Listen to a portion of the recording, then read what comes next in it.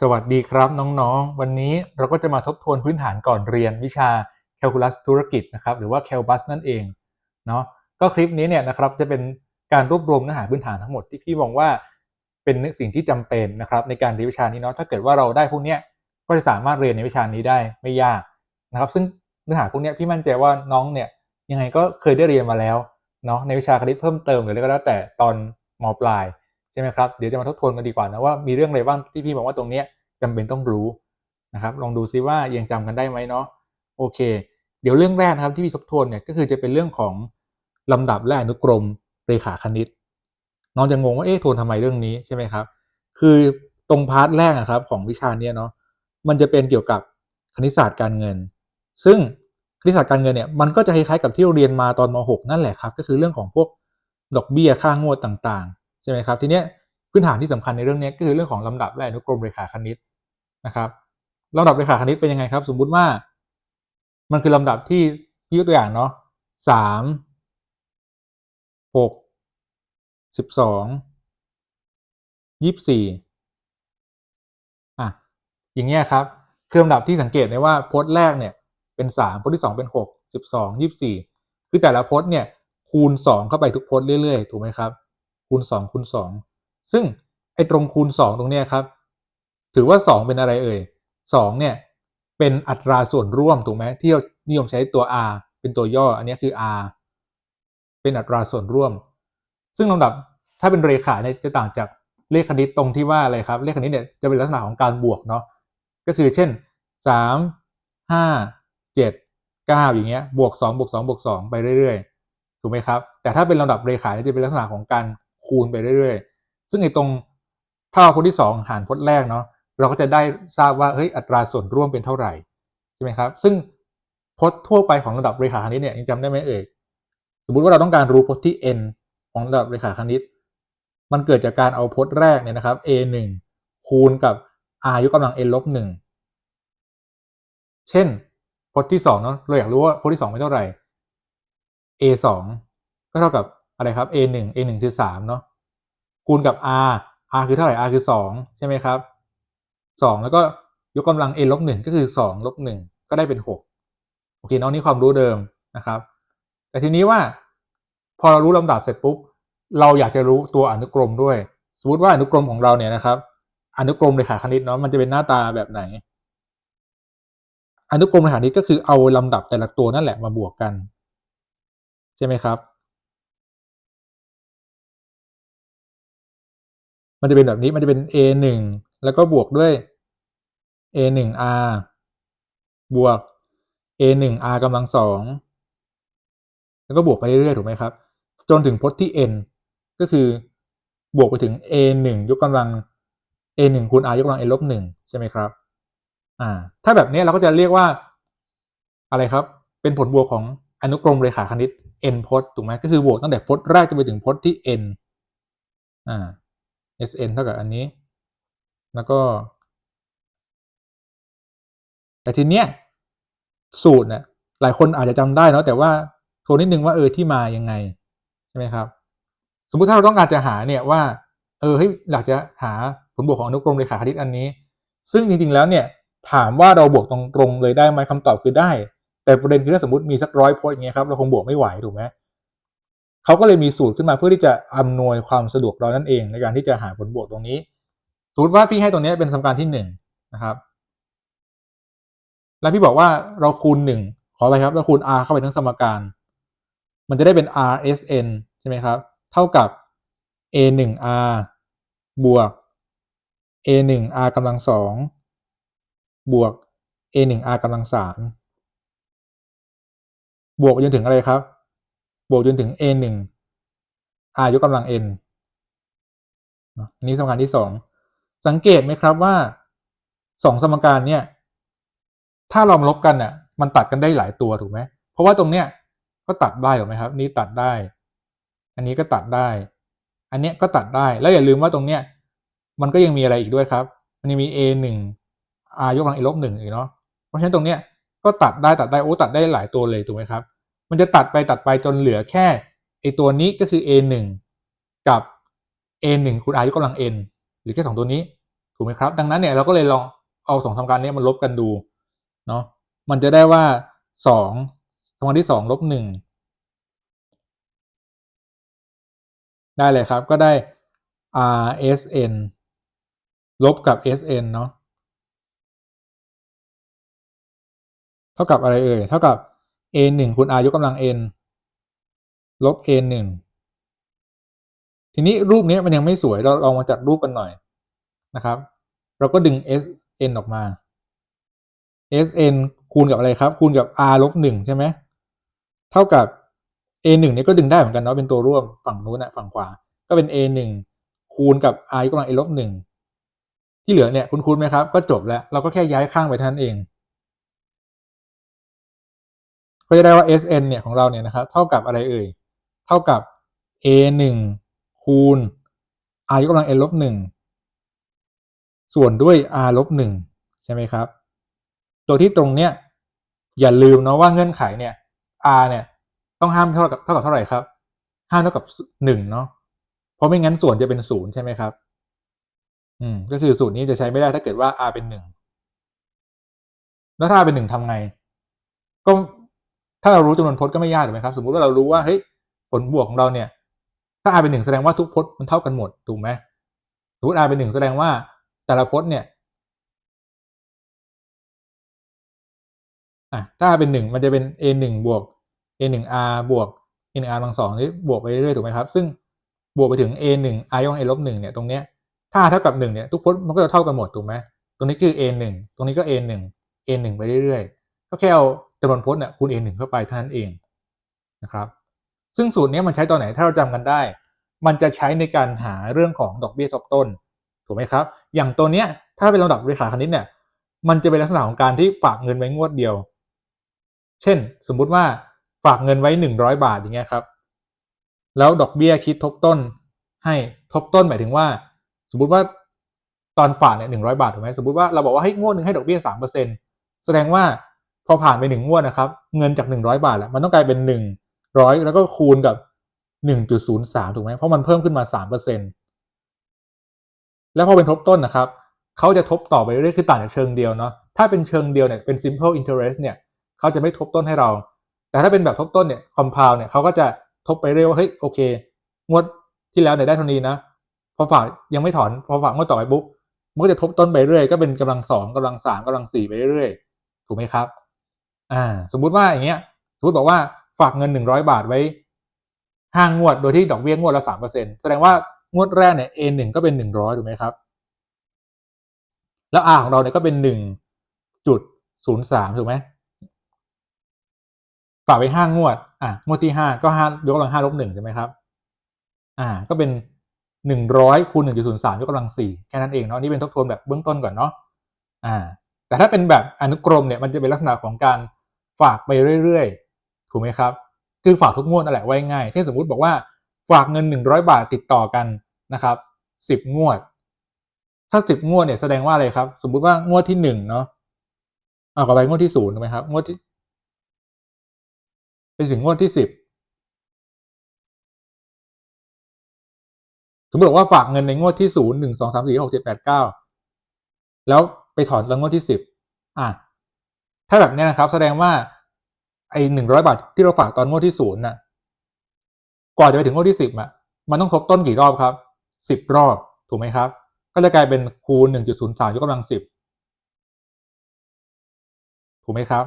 ส่วนตัวนี้ล่ะตัวนี้ก็ทบต้น9 รอบถูกไหมก็เป็น100คูณ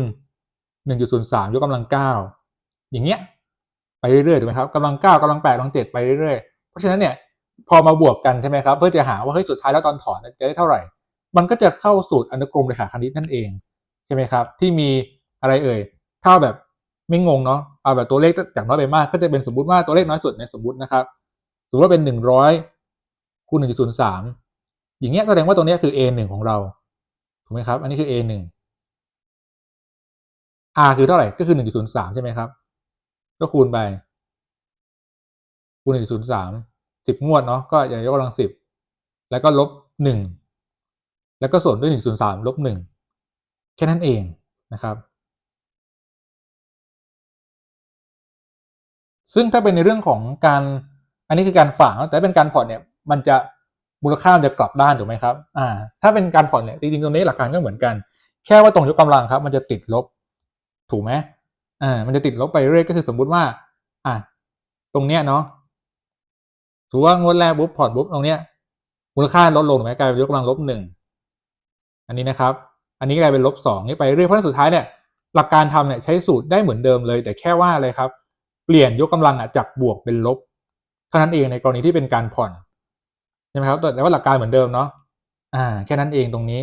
นะครับแต่ทีเนี้ยไอ้แบบเนี้ยเรารู้จำนวนแน่นอนถูกไหมครับซึ่งตรงนี้มันจะอยู่ในบทคณิตศาสตร์การเงินที่เดี๋ยวจะได้เรียน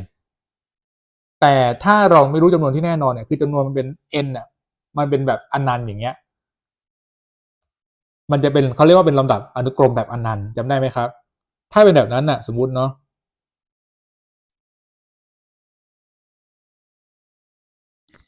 อย่างเงี้ยลิมิต n เข้าใกล้ infinity นะครับก็คือเอาลิมิต n เข้าใกล้ infinity ของอะไรครับของ Sn ถูกไหมคือของไอตัวข้างบนเนี่ยเอามาเลยตัวนี้เนาะเอามาเลย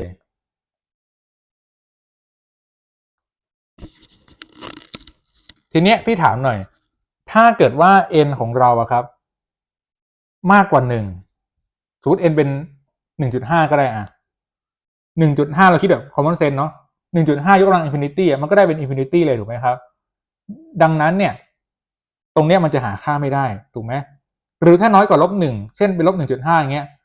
มันก็จะเป็นติดลบแบบตี้ไปเลยถูกไหมครับแต่ถ้าเขามีค่าอยู่ในช่วงระหว่าง-1และ1ตรงเนี้ยสมมุติว่า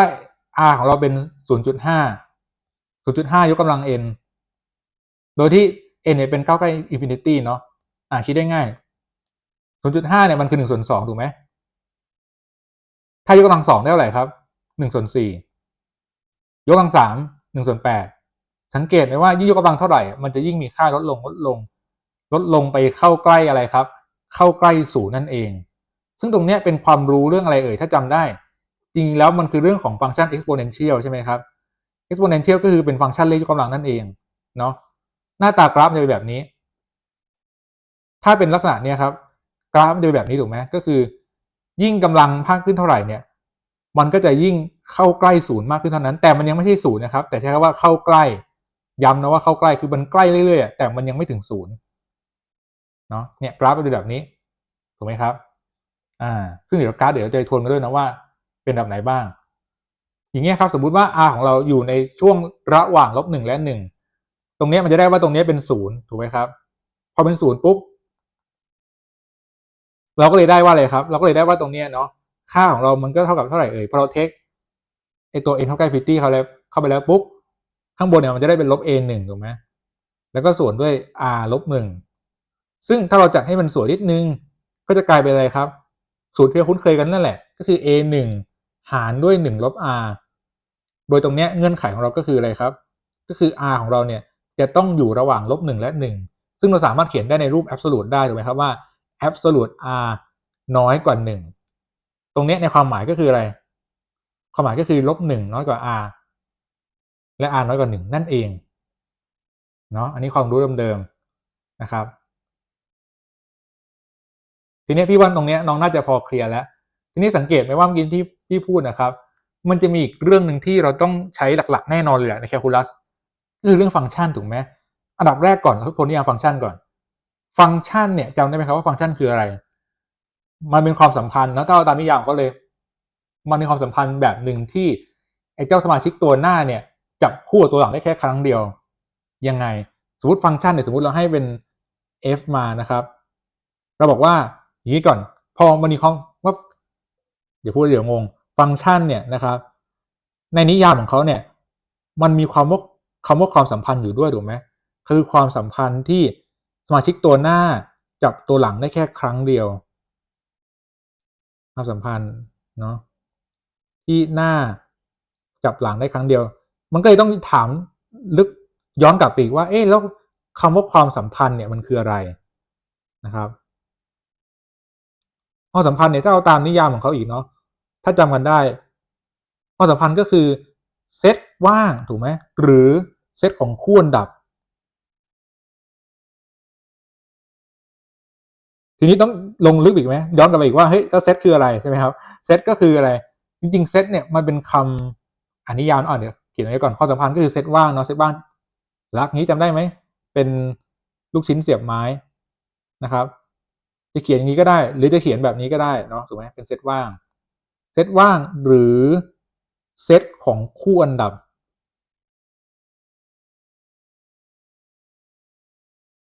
ก็ต้องถามกลับไปว่าเซตคืออะไรซึ่งเซตอย่างที่บอกแล้วนะว่าจริงๆแล้วเขาเป็นคำนิยามนิยามก็คือหมายถึงว่าเราให้นิยามเข้าไปเนี่ยมันก็ไม่ได้ช่วยทำให้เข้าใจมากขึ้นมีอะไรบ้างในทางคณิตศาสตร์ที่เป็นนิยามเช่นพวกเส้นตรงเนี่ยครับหรือว่าแบบเรื่องของจุดอย่างเงี้ยคือให้นิยามไปมันก็ไม่ทำให้เราเข้าใจมากขึ้นถูกไหมครับเซตเนี่ยก็คล้ายๆกันแต่เซตเนี่ยสิ่งที่เราพอจะอธิบายให้เขาได้ก็คือเซตเนี่ยเป็นสิ่งที่เราสามารถระบุได้ว่าอะไรอยู่ในเซตนั้นอะไรไม่อยู่ในเซตนั้นคือเป็นพวกเป็นสมาชิกหรือไม่เป็นสมาชิกจำได้ไหมครับโอเคแต่ให้เป็นเรื่องแบบปลีกย่อยนะตอนม .4 แต่ทีเนี้ยกลับมาตรงนี้ก่อนคำว่าฟังก์ชันเนี่ยเป็นความสัมพันธ์ที่น่าจะหวังได้ครั้งเดียวแต่ตัวความสัมพันธ์เนี่ยครับตัวเนี้ยเขาบอกแล้วนะว่าเป็นเซตว่างหรือเซตของคู่อันดับเช่นอะไรบ้างถ้าเราจำเสร็จแล้วกันได้สมมุติเนาะสมมติบอกว่าให้ R เป็นความสัมพันธ์แล้วก็บอกเซตมาอย่างนี้ว่าเซตของคู่อันดับ x y โดยที่เงื่อนไขเนี่ยคือ y เท่ากับ x บวก1อย่างเงี้ยครับถือว่าเป็นความสัมพันธ์ถูกไหมคือตัวเนี้ยตัวหน้าเนี่ยเป็นถ้าจำกันได้เป็นตัวบอกอันเนี้ยเขาเรียกว่าอะไรเอ่ยถ้าเป็นการเขียนเซตอย่างเงี้ยครับเขาเรียกว่าเป็นการเขียนเซตแบบบอกเงื่อนไขคือตัวหน้าเนี่ยเป็นตัวบอกว่าอะไรเป็นสมาชิกในเซตอย่างในกรณีเนี้ยสมาชิกในเซตก็คือคู่อันดับ x y ส่วนข้างหลังที่เป็นข้างหลังเครื่องหมายขั้นตรงเนี้ยเราเรียกว่าเงื่อนไขถูกไหมเงื่อนไขก็คือ y เท่ากับ x บวก1ซึ่งถ้าเราเขียนมาเป็นแบบแจกแจงสมาชิกเราจะได้ว่าสมมุติเนาะสมมุติเราบอกว่า x เป็น0 y เป็นอะไรครับ y เป็น1เนาะก็ได้เป็นคู่ดับ0 1ถ้า x เป็น1 y เป็น2ถูกไหมแต่ถามว่าจริงๆตรงนี้มันครบหรือยังถูกไหมเพราะว่าไอ้ตรงเนี้ยจริงๆแล้วเราไม่สามารถจะเขียนอย่างนี้ได้ซ้ำเพราะอะไรรู้ไหมครับพี่ลืมไปอย่างหนึ่งตรงเนี้ยเราไม่ได้บอกเลยว่าคู่ดับ x y เนี่ย y เป็นอะไรได้บ้างนั่นก็หมายความว่า x กับ y เนี่ยเป็นจำนวนจริงใดๆก็ได้นะคือส่วนมากเนี่ยถ้าเราไม่เขียนอะไรเลยเราเขียนแค่เนี้ยมันก็จะหมายถึงว่า x กับ y เนี่ยเป็นจำนวนจริงใดๆก็ได้แต่เพื่อความง่ายเราก็จะกำหนดนิดนึงนะว่าเฮ้ย x กับ y เนี่ยขอเป็นแค่จำนวนเต็มแล้วกันซึ่งถ้า x กับ y เป็นจำนวนเต็มเนี่ยหลักการเขียนเราก็จะเขียนว่าเฮ้ยคู่ดับ x y เนี่ยเป็นสมาชิกของเซตของจำนวนเต็มคูณกันจำนวนเต็มเราแทนว่า z ถูกไหมครับเซตของจำนวนเต็มเราแทนว่า z เนาะตามสัญลักษณ์หลักสูตรปัจจุบัน z คูณ z ถ้าอย่างเงี้ยครับเหมือนเดิมสมมติที่บอกว่าถ้า x เป็น0 y เป็น1ใช่ไหม x เป็น1 y เป็น2เงี้ยครับ x เป็น2 y เป็น3อย่างเงี้ยเราจะพอรู้แล้วที่เหลือในจริงๆยังไม่ครบถูกไหมเพราะว่าจำนวนสมาชิกในนี้เราระบุไม่ได้เลยเพราะมันบอกว่า x กับ y เนี่ยเป็นคู่ดับ x y เนี่ยเป็นสมาชิกของ z คูณ z ก็คือพูดง่ายว่า x กับ y เป็นจำนวนเต็มนั่นแหละว่าง่ายเพราะฉะนั้นตรงนี้เราต้องเขียนจุดๆไปด้วยก็คือมันมีอีกนะแต่พอเราเขียนตรงนี้เราก็จะพอรู้แล้วแหละว่าโอเคเงื่อนไขของความสัมพันธ์นี้คืออะไรนะครับซึ่งเนี่ยนี่คือเรื่องการเขียนเซตเห็นไหมด้านซ้ายคือนี่เขาเรียกว่าเขียนแบบบอกเงื่อนไขแต่ด้านขวาเนี่ยเราเรียกว่าเขียนแบบอะไรครับแจกแจงสมาชิกแต่ทีนี้พอรู้ความสัมพันธ์ปุ๊บเนี่ยต่อมาคือฟังก์ชันถูกไหมครับคืออย่างนี้ทุกฟังก์ชันเป็นความสัมพันธ์ถูกไหมครับเพราะเขาบอกอยู่แล้วว่าฟังก์ชันเนี่ยคือความสัมพันธ์ที่ตัวหน้ากับตัวหลังได้ครั้งเดียวแต่ทุกความสัมพันธ์อาจจะไม่ใช่ฟังก์ชันก็ได้เนาะคือพูดง่ายว่าเป็นความสัมพันธ์ง่ายกว่าเป็นฟังก์ชันเพราะฟังก์ชันเขาบอกแล้วว่าหน้ากับหลังได้ครั้งเดียวหมายถึงว่าโดยปกติแล้วคูณดับเนี่ยเรามักนิยมเขียน x ขึ้นก่อนนะครับก็แปลว่า x เนี่ยจะ y ได้แค่ครั้งเดียวอย่างข้อนี้ครับถามว่าตรงนี้เป็นฟังก์ชันหรือเปล่าก็เป็นเพราะอะไรเอ่ยเพราะว่า x เนี่ยจับ y ครั้งเดียวนะสมมติว่าจับ y ครั้งเดียวหมายความว่าไงสมมติว่า x เป็น1เนี่ย y ก็เป็นได้แค่2อย่างเดียว x เป็น2 y เป็นได้แค่3ไม่สามารถที่ว่าเฮ้ย x เป็น1แล้ว y เป็น2เป็น4เป็น5พูดง่ายว่า x 1ค่ามันจะให้ y ได้ค่าเดียวก็หมายถึงว่า input คือ x เนาะ input 1 input เนี่ย ได้ output แค่ output เดียวอันนี้คือฟังก์ชันนะครับซึ่งถ้าเราใช้วิธีตรวจด้วยกราฟยังจำได้ไหมครับถ้าตรวจด้วยกราฟเนี่ยสมมุติเนาะ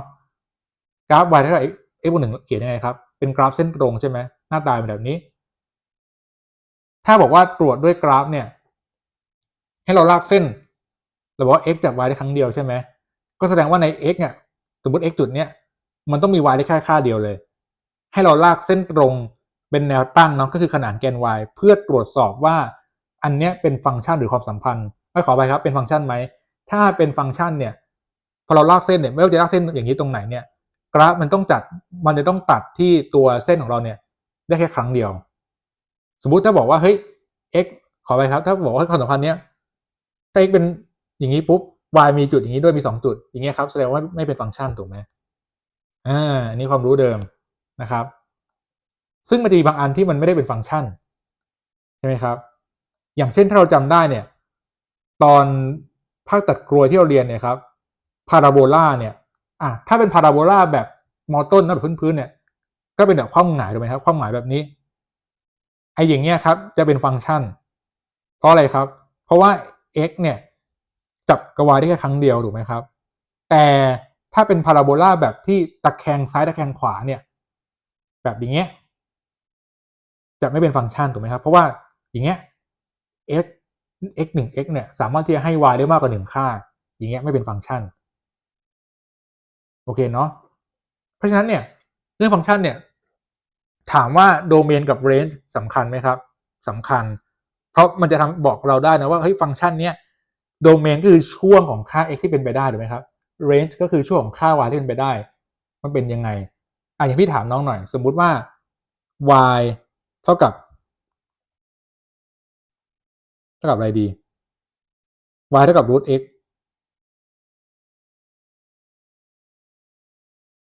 กับ y กำลัง2เท่ากับ x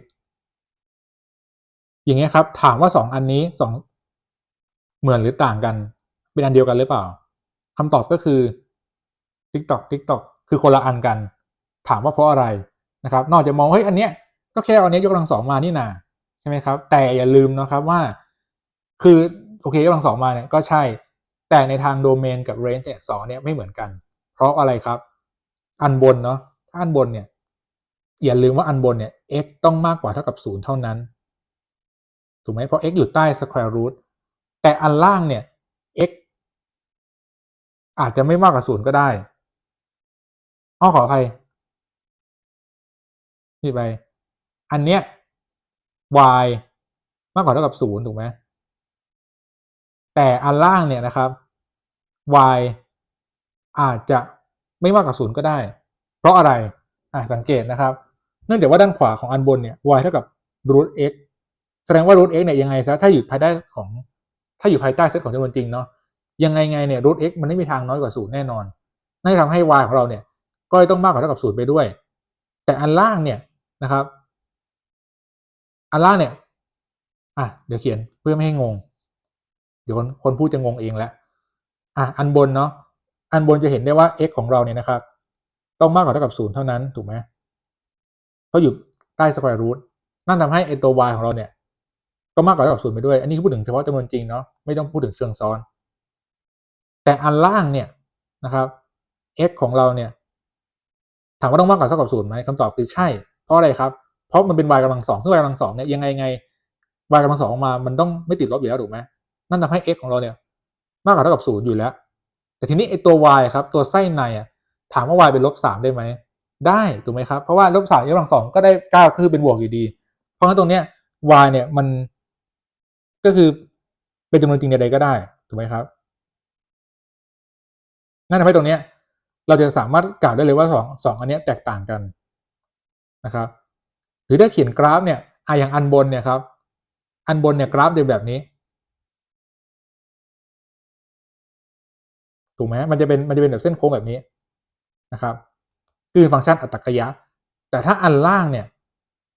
ก็จะดูเหมือนคล้ายกันแต่ต่างตรงที่ว่าอะไรครับอันล่างเนี่ยมันเหมือนจะมี2ด้านก็คือด้านบนเนี่ยก็ยังมีอยู่ไม่ยอมโค้งสักทีไม่ยอมโค้งเลยโค้งแล้วและมีส่วนล่างด้วย ซึ่งมันก็คืออะไรนั่นเองก็คือเอพาราโบลาตะแคงซ้ายตะแคงขวานั่นแหละถูกไหมครับอย่างนี้เป็นตะแคงขวาซึ่งอันนี้มันเลยเป็นที่มาว่าทำไมถ้าเราจำกันได้ตอนเราเรียนม.ปลายเนาะหลายสมการที่เป็นพวกติดรูทติดอะไรเงี้ยแล้วเราบอกว่าเรายกกำลังสองทั้งสมการหรืออะไรก็ตามแต่เนี่ยแล้วมันจะมีคำพูดที่ตามด้วยว่าเฮ้ยเวลาเรายกกำลังสองนะครับอย่าลืมตรวจคำตอบด้วยคือให้กลับไปตรวจคำตอบที่ตัวสมการตัวตั้งต้นสมมติว่าสมการตัวตั้งต้นเป็นแบบนี้แล้วเราไปยกกำลังสองแล้วเราแก้มาได้ x เท่ากับตึ๊ดอย่าลืมเอา x ตรงนี้ครับกลับไปแทนในสมการตั้งต้นเพราะตรงนี้แหละครับเหตุผลตรงนี้เพราะว่าอย่าลืมว่าสมการตรงนี้มันไม่เหมือนกันซะทีเดียวเนาะแต่เราแค่ยกกำลังสองเพื่อให้มันสามารถที่จะคำนวณต่อไปได้แต่อย่าลืมว่าสุดท้ายแล้วพอทำเสร็จปุ๊บก็ต้องกลับไปแทนในตัวตั้งต้นย้ำว่าตั้งต้นนะครับตรงนี้นอกจากงงว่าพี่พูดทำไมแต่ตรงนี้นะครับเป็นตรงนี้มันเป็นพื้นฐานนะที่พี่พยายามพูดในตรงนี้มันจะแทรกซึมอยู่ในการคำนวณของวิชาเนี้ยอยู่เรื่อยๆเลยนะครับแล้วฟังก์ชันเนี่ยที่เราใช้ในวิชานี้เนาะก็จะไม่ใช่ฟังก์ชันที่ซับซ้อนมากนะครับคือจะไม่เหมือนของพวกคณะทางสายวิทย์เขาเนาะก็ฟังก์ชันที่เราได้ใช้อีกเนี่ยครับจะเป็นฟังก์ชันเรื่องของ expo log หน้าตาฟังก์ชันเนาะถ้า expo เนี่ย f(x) เท่ากับอะไรครับ a ยกกำลัง x โดยที่อะไรเอ่ย a ของเราเนี่ยมากกว่า0และ a ไม่เท่ากับ1คือที่ a มากกว่า0เนี่ยเพราะอะไรเอ่ยเพราะว่าถ้ามันไม่มากกว่า0เนี่ยมันจะไม่ใช่ฟังก์ชันแล้วถูกไหมสมมติ a เป็น-1อย่างเงี้ย-1ยกกำลังสมมติเอาง่ายๆเนาะน้องนึกภาพตามว่า a เป็น-1ยกกำลัง x ถ้า x เป็น1ก็ได้เป็น-1ถูกไหมครับ x เป็น2ในนี้ตึ๊ดๆอย่างนี้ทุกเนี่ยมันจะไม่ใช่ฟังก์ชันไอตัวนี่แล้วไม่ใช่ฟังก์ชัน expo นะครับ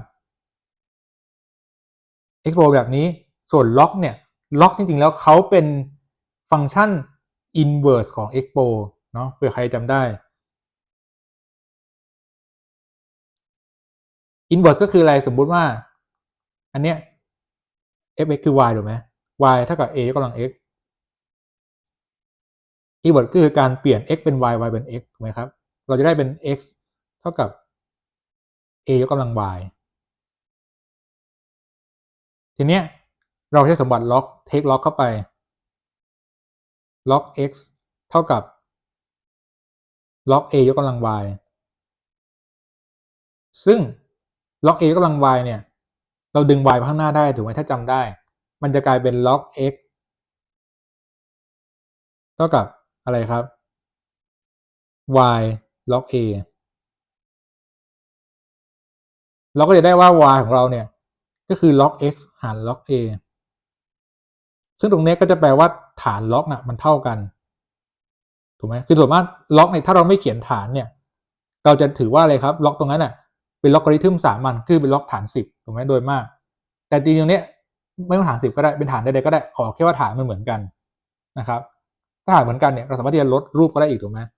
ก็กลายเป็น y เท่ากับล็อกอะไรครับล็อก x ฐาน a ถูกไหมโดยที่ตรงเนี้ยครับเงื่อนไขของเราก็ยังตามมาด้วยเนาะก็คือ a ของเราเนี่ยมากกว่า0และ a ไม่เท่ากับ1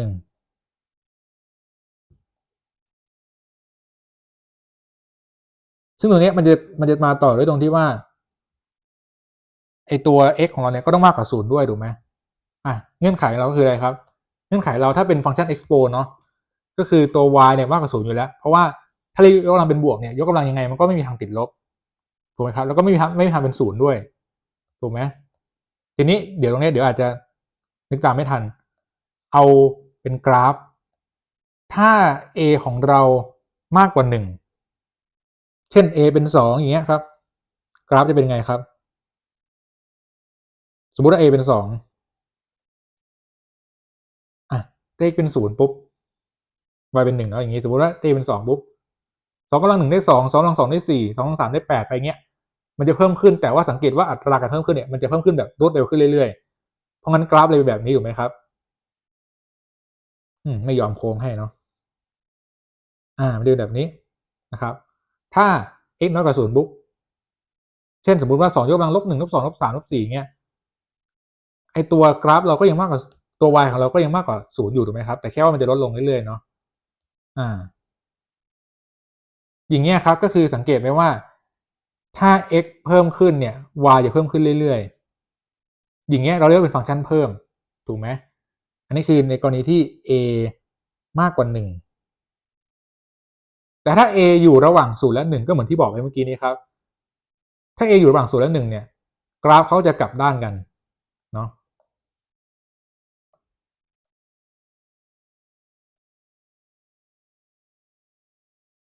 จะกลับด้านเป็นไงครับจะกลายแบบนี้แทนเนาะกลับด้าน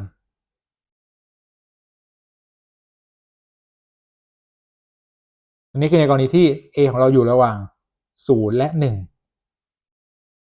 นะครับแต่ถ้าเป็นฟังก์ชันล็อกเนี่ยล็อกเนี่ยจริงๆแล้วอย่างที่บอกแล้วเนาะเขาเป็นฟังก์ชัน inverse ของ expo เพราะฉะนั้นเนี่ยถ้า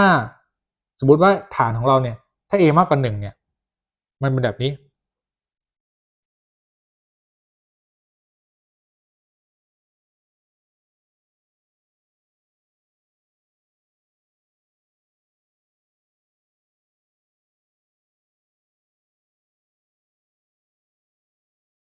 แบบนี้จำได้ไหมครับ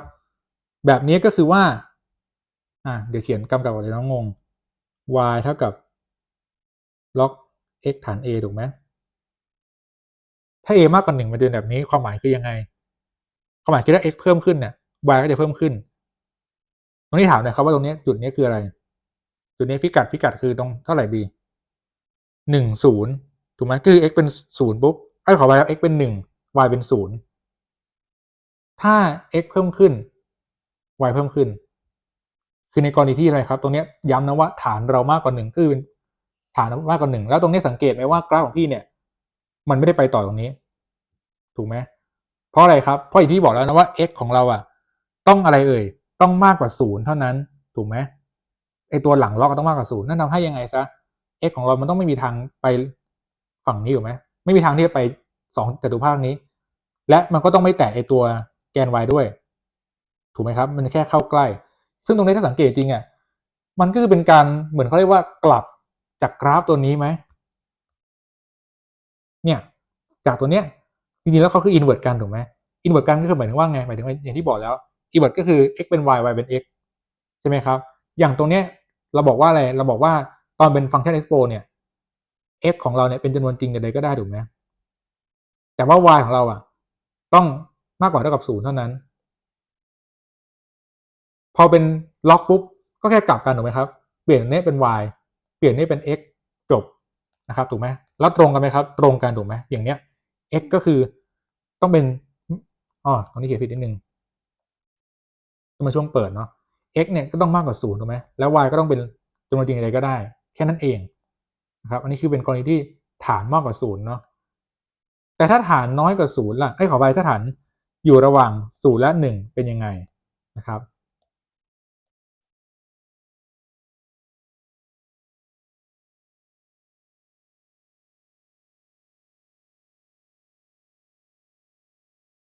เหมือนเดิมเนาะตรงจุดตัดเนี่ยก็เหมือนเดิมแหละเพราะว่าจุดตัดคือเป็น1กับ0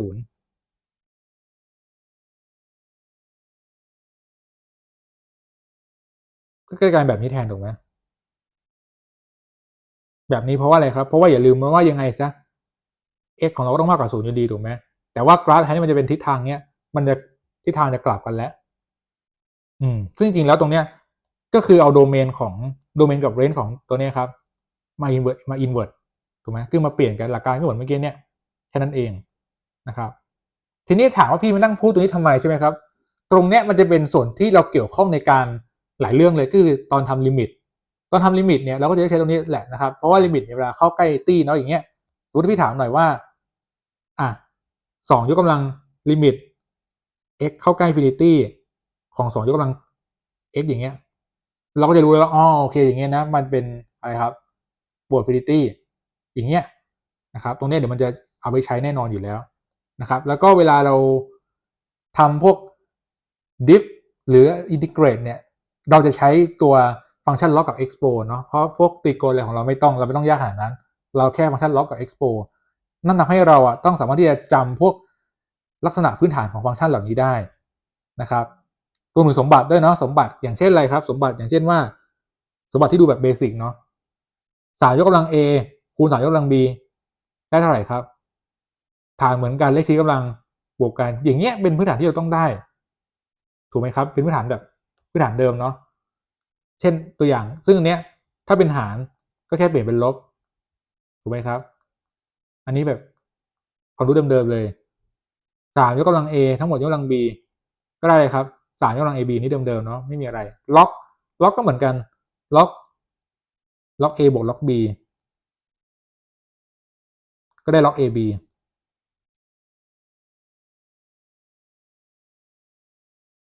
ถ้าเป็นล็อก a ลบล็อก b ก็ได้เลยครับก็ได้ล็อก a ส่วน b มีอะไรอีกอย่างเมื่อกี้เนี่ยล็อก a ยกกำลัง b เท่ากับอะไรครับเท่ากับ b ล็อก a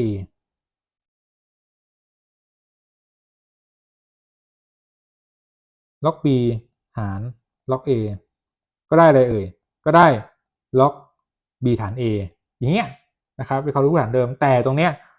ระวังนิดนึงเนาะตรงนี้เนี่ยข้อควรระวังก็คือว่าเหมือนเดิมเรื่องของโดเมนกับ range คือถ้าในทาง log expo เนี่ยตรงเนี้ยอย่างเงี้ยถูกแล้วนะครับแต่ในทางโดเมนกับ range เนี่ยมันอาจจะไม่ถูกนะเพราะว่าสมมุตินะครับถ้าด้านเนี้ยจากด้านนี้เนาะถ้าจากด้านซ้ายแสดงว่า a ของเราต้องมากกว่า0ถูกไหมครับแล้วก็และตัว b ของเราเนี่ยก็ต้องมากกว่า0ด้วยถ้าด้านนี้เนาะแต่พอเป็นด้านขวาครับล็อก ab เนี่ยสังเกตได้ว่า a มากกว่า0และ b มากกว่า0ยังอยู่ถูกไหมแต่ถามว่ามันจะมีอีกเคสหนึ่งขึ้นมาได้ก็คือ a น้อยกว่า0และ b น้อยกว่า0ได้ไหมครับได้ถูกไหมครับเพราะว่าถ้า a เป็นลบ b เป็นลบปุ๊บลบเจอลบก็เป็นบวกข้างในเป็นบวกมันก็จบถูกไหมครับแสดงว่าตรงเนี้ยอย่างที่บอกเนาะย้ำเตือนนิดนึงว่าตรงเนี้ยมันจะมีปัญหาก็แค่กรณีที่เป็นตัวแปรถูกไหมครับคือถ้าเป็นตัวเลขเนี่ยสมมติว่าหลังล็อกเป็นตัวเลขเนี่ยมันไม่มีปัญหาแล้วเพราะว่ายังไงซะถ้าตัวเลขเนี่ยมันก็ต้องเป็นบวกอยู่แล้วถูกไหมครับแต่ถ้าหลังล็อกเป็นตัวแปรเนี่ยข้อควรระวังนิดนึงคือตรงนี้แหละครับคือเรื่องของโดเมนกับ range นะครับที่ต้องระวังหน่อยเนาะ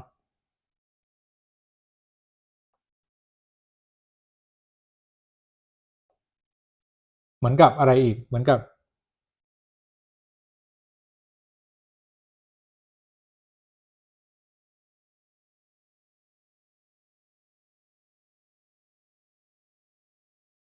อย่างเงี้ยครับไม่เหมือนกัน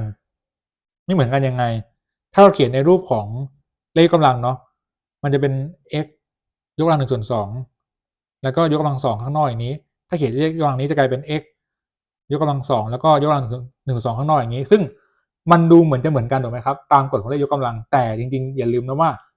มันไม่เหมือนกันเพราะว่าตรงเนี้ยถ้าเป็น root x ทั้งหมดกำลัง2เนี่ยแสดงว่าไส้ในของเราครับ x ต้องมากกว่าเท่ากับ0ถูกไหมคือ ต้องเป็นบวกหรือเป็น0นั่นแหละเป็นติดลบไม่ได้แต่พอเป็นอันนี้ปุ๊บ x กำลัง2อยู่ใต้รูทเนี่ยแสดงว่า x เป็นลบก็ได้ถูกไหมครับตรงนี้มันจะเท่ากับอะไรเลย absolute x เพราะงั้นก็เลยย้ำเตือนแค่เรื่องนี้แค่นั้นเองว่าถ้าเป็น expo log เนี่ยระวังอย่าลืมเช็คเรื่องของ domain กับ range ด้วยนะครับทางที่ดีก็อย่างที่บอกพยายามย้อนกลับไปเช็คตัวต้นเขาเรียกว่าตัวตั้งต้นนั่นแหละนะครับอันนั้นชัวร์สุดโอเคเนาะทีนี้เราอยู่กับเรื่องของอะไรเอ่ยลำดับอนุกรมฟังก์ชันเป็นยังไง expo log อะไรเงี้ยเราทบทวนมาส่วนพวกเส้นตรงพาราโบลาพี่ว่าคงไม่ต้องทบทวนมั้งใช่ไหมครับเส้นตรงแต่พาราโบลาจริงพูดเนี้ยก็จะคลุมเครือหน่อยต้องบอกว่าฟังก์ชันกำลังสองเนาะเพราะถ้าบอกว่าพาราโบลาเนี่ยมันจะกลายเป็นว่าพาราโบลาอย่างที่บอกเนาะอย่างที่พูดตรงนี้เนี่ยถ้าเป็นแบบคว่ำกับหงายอย่างเงี้ยอันนี้เป็นฟังก์ชันกำลังสองแต่ถ้าเป็นตะแคงปุ๊บเมื่อไหร่เนี่ยตะแคงเนี่ยไม่ใช่ฟังก์ชันถูกไหมเพราะฉะนั้นบางทีการที่บอกว่าพาราโบลาอาจจะคลุมเครือนิดนึงนะครับแล้วก็ฟังก์ชันพาราโบลาไม่มีเนาะมีแต่ฟังก์ชันกำลังสองถ้าพาราโบลามันเป็นเรื่องของรูปหน้าตารูปกราฟและว่าไอ้กราฟแบบนี้เราเรียกว่าพาราโบลานะครับทีเนี้ยต่อมาเดี๋ยวเรามาลงที่แคลคูลัสกันดีกว่านะครับหลักๆเนี่ยเรื่องแรกของแคลคูลัสที่จำมาได้คือเรื่องลิมิตใช่ไหมลิมิตดื่มน้ำสักครู่นะครับสมมุติเราต้องการจะหาลิมิตของ f(x) เมื่อ x เข้าใกล้ a ความหมายของลิมิตคืออะไรลิมิตคือค่าเข้าใกล้ถูกไหมครับเข้าใกล้ก็แปลว่ามันไม่ได้อยู่ค่านั้นซะทีเดียวแต่มันแค่ใกล้ๆใกล้มากๆสมมุติว่ากราฟเป็นแบบนี้จุดโปร่งแปลว่าไม่มีถูกไหมครับจุดโปร่งคือแปลว่ากราฟตรงนี้อยู่นอกโดเมนของกราฟสมมุติว่าตรงเนี้ยตรงนี้เนาะจุดนี้ก็คือ A B แสดงว่ากราฟตรงเนี้ยเราบอกว่าสมมติเป็นกราฟเส้นตรงแล้วกันง่ายสุดเลยแสดงว่ากราฟเนี่ยครับโดเมนของเราเนี่ยจะเป็นเซตของจำนวนจริงยกโดยที่ลบกับเซตของ A ความหมายก็คือว่าโดเมนเนี่ย x เนี่ยเป็นอะไรก็ได้ยกเว้น A ถูกไหมครับแล้วจะหาลิมิตเนี่ยถามว่าทำยังไงก็ต้องมาดูครับว่าค่าเข้าใกล้เนี่ยสมมติถ้าเข้าใกล้จุดเนี้ยค่าที่มันได้เนี่ยของกราฟเนี่ยมันเป็นเท่าไหร่นะซึ่งตรงเนี้ยถ้าเราบอกว่า ab อย่างเงี้ยครับแสดงว่าลิมิตของเราลิมิตของ fx เมื่อ x เข้าใกล้ a เนี่ยมันจะเท่ากับ b ถูกไหมครับความหมายของลิมิตตรงนี้ก็คือว่าเจ้าลิมิตตรงนี้มันจะมีได้ก็ต่อเมื่อว่าลิมิตซ้ายเท่ากับลิมิตขวาจำได้ไหมครับลิมิตซ้ายก็คือ x เข้าใกล้ a ทางลบ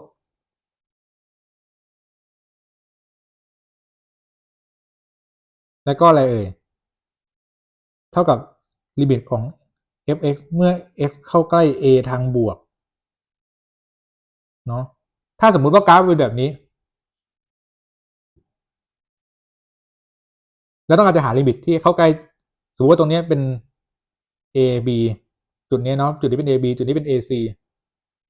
แล้วต้องการหาลิมิตของ fx เมื่อ x เข้าใกล้ a อย่างเงี้ยครับมันหาไม่ได้ถูกไหมไม่ได้เพราะอะไรเอ่ยเพราะว่าสังเกตว่าถ้าเป็นลิมิตเมื่อ x เข้าใกล้ a ทางลบเนี่ยมันได้ c แต่พอมันใกล้ทางบวกปุ๊บมันได้ b เพราะงั้นตรงนี้มันไม่เท่ากันเมื่อไม่เท่ากันปุ๊บลิมิตเมื่อ x เข้าใกล้ a ก็เลยไม่มีถูกไหมครับแล้วตรงนี้ลิมิตส่วนมากมันมักจะมานิยมกับอะไรครับถ้าเราจำได้พวกอะไรเอ่ยพวกมันจะมานิยมชอบเป็นรูปเศษส่วนใช่ไหมครับพอเป็นเศษส่วนปุ๊บมันจะเป็นติดในรูปที่เขาเรียกว่าเป็น indeterminate form ถูกไหมเป็นรูปแบบที่ไม่กำหนดเช่นอะไรเอ่ยเช่นพวก0 ส่วน 0 infinity ส่วน infinity อย่างเงี้ยครับถ้าเป็นพวกเนี้ยเราเรียกว่ารูปแบบไม่กำหนดถูกไหมซึ่งในรูปแบบไม่กำหนดเนี่ยเราจะต้องมาทำการจัดรูปถ้าจำกันได้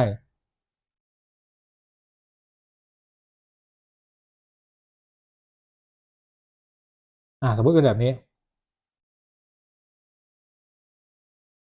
ถ้าเราลองแทนค่าดูตรงนี้แทนค่าข้างบนก็ได้0ถูกไหมข้างล่างก็ได้0แสดงว่าตรงนี้อยู่ในรูปแบบไม่กำหนดแล้วเราก็ต้องมาดูซิว่าเราทำไงได้บ้างลองแยกตัวประกอบดูเราจะได้ว่าลิมิต x เข้าใกล้2ของอะไรครับของ x ลบ2ก็แปลว่าลิมิตของเราค่านี้ได้อะไรเอ่ยได้0ถูกไหมซึ่งตรงนี้ย้ำแล้วเนาะว่าอันเนี้ยเราไม่สามารถที่จะอยู่ดีปุ๊บสมมตินะครับเท่าหลักการเขียนเนาะไม่สามารถที่จะแบบเขียนอย่างนี้ได้เลยคือไม่สามารถที่จะเขียนว่าแบบลิมิตตรงเนี้ยเท่ากับ x ลบ2เนี้ยไม่ได้ถูกไหมเพราะมันคนละอันกันเพราะตรงนี้ย้ำแล้วว่ามันเป็นแค่ค่าเข้าใกล้แต่ไม่ใช่ตัวมันเป๊ะๆเราต้องติดตัวคำว่าลิมิต x เข้าใกล้2เนี้ยเอาไว้อยู่จนกว่าเมื่อเราแทนค่าไปแล้วถึงจะเอาตรงนี้ออกย้ำเนาะอย่างที่บอกเพราะมันไม่เหมือนกันใช่ไหมครับเพราะตรงนี้อย่าลืมตัวตั้งต้นเราเรียกว่าตั้งต้นของเราคือ x ของเราอ่ะมัน5เท่ากับ2นะซึ่งตรงนี้มันก็ไม่เท่าถูกไหมมันแค่เข้าใกล้ดูซิว่าเข้าใกล้ทางบวกใกล้ทางลบเนี่ยสมมติถ้า x เข้าใกล้2ทางบวก2จุดนิดมันก็ได้ประมาณ0ถูกไหมถ้าเข้าใกล้2ทางลบมันอาจจะเป็น1.99999แบบนี้มันก็ได้ประมาณ0นะครับซึ่งถ้าเป็นกราฟเนี่ยมันจะเป็นหน้าตายังไงเอ่ยก็แบบนี้ถูกไหมเป็นกราฟเส้นตรงโดยที่มีจุดโปร่งตรงจุดหนึ่งจุดโปร่งก็คือตรงไหนครับตรงที่ x เท่ากับ2นั่นแหละว่า x มันเท่ากับ2ไม่ได้ก็เลยเป็นจุดโปร่งถูกไหมประมาณนั้นยังมีวิธีอื่นอีกเนาะเช่นอะไรครับเช่น conjugate คือเป็นกรณีที่เป็น root เนาะแล้วก็ conjugate เข้าไปแล้วก็เพื่อที่จะทำให้รูปเนี่ยมันจะหลุดออกจากรูปแบบไม่กำหนดซึ่งเดี๋ยวมันจะมีวิธีใหม่อีกซึ่งน้องอาจจะได้เรียนมาแล้วในพวกบรรดาถ้าเกิดน้องที่เรียนพิเศษเรียนข้างนอกเนี่ยอาจจะได้เรียนมาแล้วเนาะพวกเขาเรียกว่าโลปิตานก็คือดิฟบนดิฟล่างซึ่งโลปิตานเนี่ยมันจะใช้ได้ในกรณีที่เป็นรูปแบบไม่กำหนดเท่านั้นถูกไหมซึ่งน้องเดี๋ยวไม่เป็นไรเดี๋ยวน้องค่อยมาเรียนในวิชานี้ก็ได้หลักการมันแค่ว่าอะไรครับก็แค่ว่าดิฟ ดิฟบนเนาะดิฟบนก็ได้ 2x ลบ4ดิฟล่างได้เลยครับได้1แยกเนาะย้ำนะว่าดิฟเนี่ยคือแยกดิฟบนดิฟล่างตรงนั้นเดี๋ยวเราค่อยมาว่ากันในวิชานี้มันไม่เป็นไรไม่ใช่สาระหลักนะครับทีนี้ต่อจากการมีลิมิตปุ๊บเนี่ยครับก็ต้องมาต่อที่ความต่อเนื่องคำว่าความต่อเนื่องเนี่ยหมายถึงว่าฟังก์ชันนั้นน่ะมันจะมีความต่อเนื่องที่ x เท่ากับ a ได้ก็ต่อเมื่อลิมิตนะครับ x เข้าใกล้ a เนี่ยของ f(x) เท่ากับ fa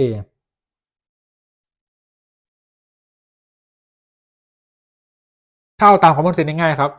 ถ้าบอกว่าฟังก์ชันนี้ต่อเนื่องที่จุดไหนแสดงว่าจุดนั้นเนี่ยกราฟมันต้องไม่เป็นจุดโปร่ง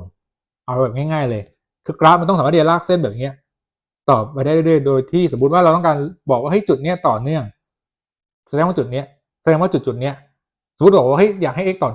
ขอไปครับสมมติบอกว่าอยากให้ฟังก์ชันเนี้ยไม่ใช่อยากให้สมมติบอกว่าฟังก์ชันเนี้ยต่อเนื่องที่ x เท่ากับ a แสดงว่าไอ้ตรงจุดนั้นน่ะถ้า x เท่ากับ a ปุ๊บ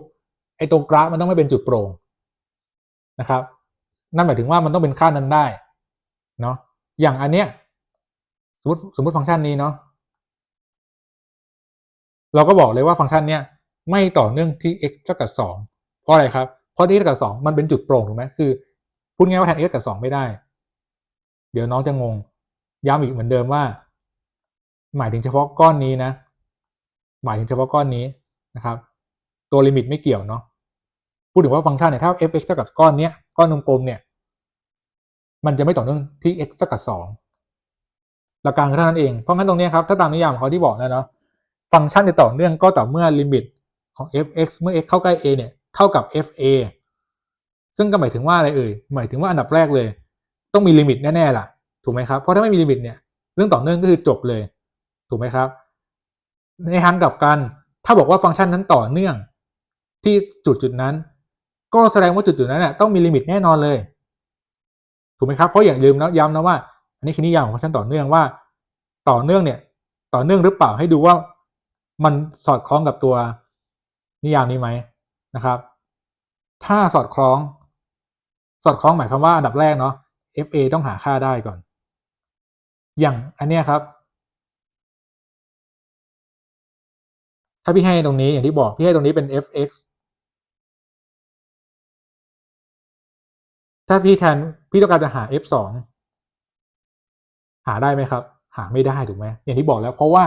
จุดนั้นเป็นจุดโปร่งมันหาไม่ได้อยู่แล้วนะครับนั่นทำให้ทำไมครับจบเลยอย่างที่บอกตรงนี้ก็จะไม่ต่อเนื่องเพราะงั้นอันดับแรกคือมันต้องมีค่าตรงนี้ก่อนและอย่าลืมว่ามันต้องเท่ากับตัวลิมิตด้วยนะครับมันอาจจะมีบางกรณีเช่นอย่างนี้ครับ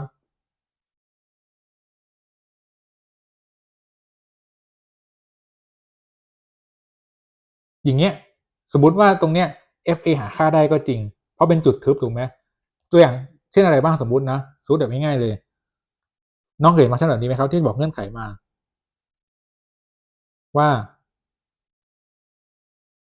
สมมติว่าไอ้ตัวเนี้ยช่วงเนี้ยเป็นลบ x แล้วกันนะเมื่อ x น้อยกว่า a ตรงนี้เป็น b เมื่อ x เท่ากับ a ตรงนี้เป็น c เมื่อ x มากกว่า a สมมุติแบบนี้เนาะอย่างเงี้ยถามว่าตรงเนี้ยยังเป็นฟังก์ชันอยู่หรือเปล่าคำตอบคือเป็นถูกไหมครับเพราะอะไร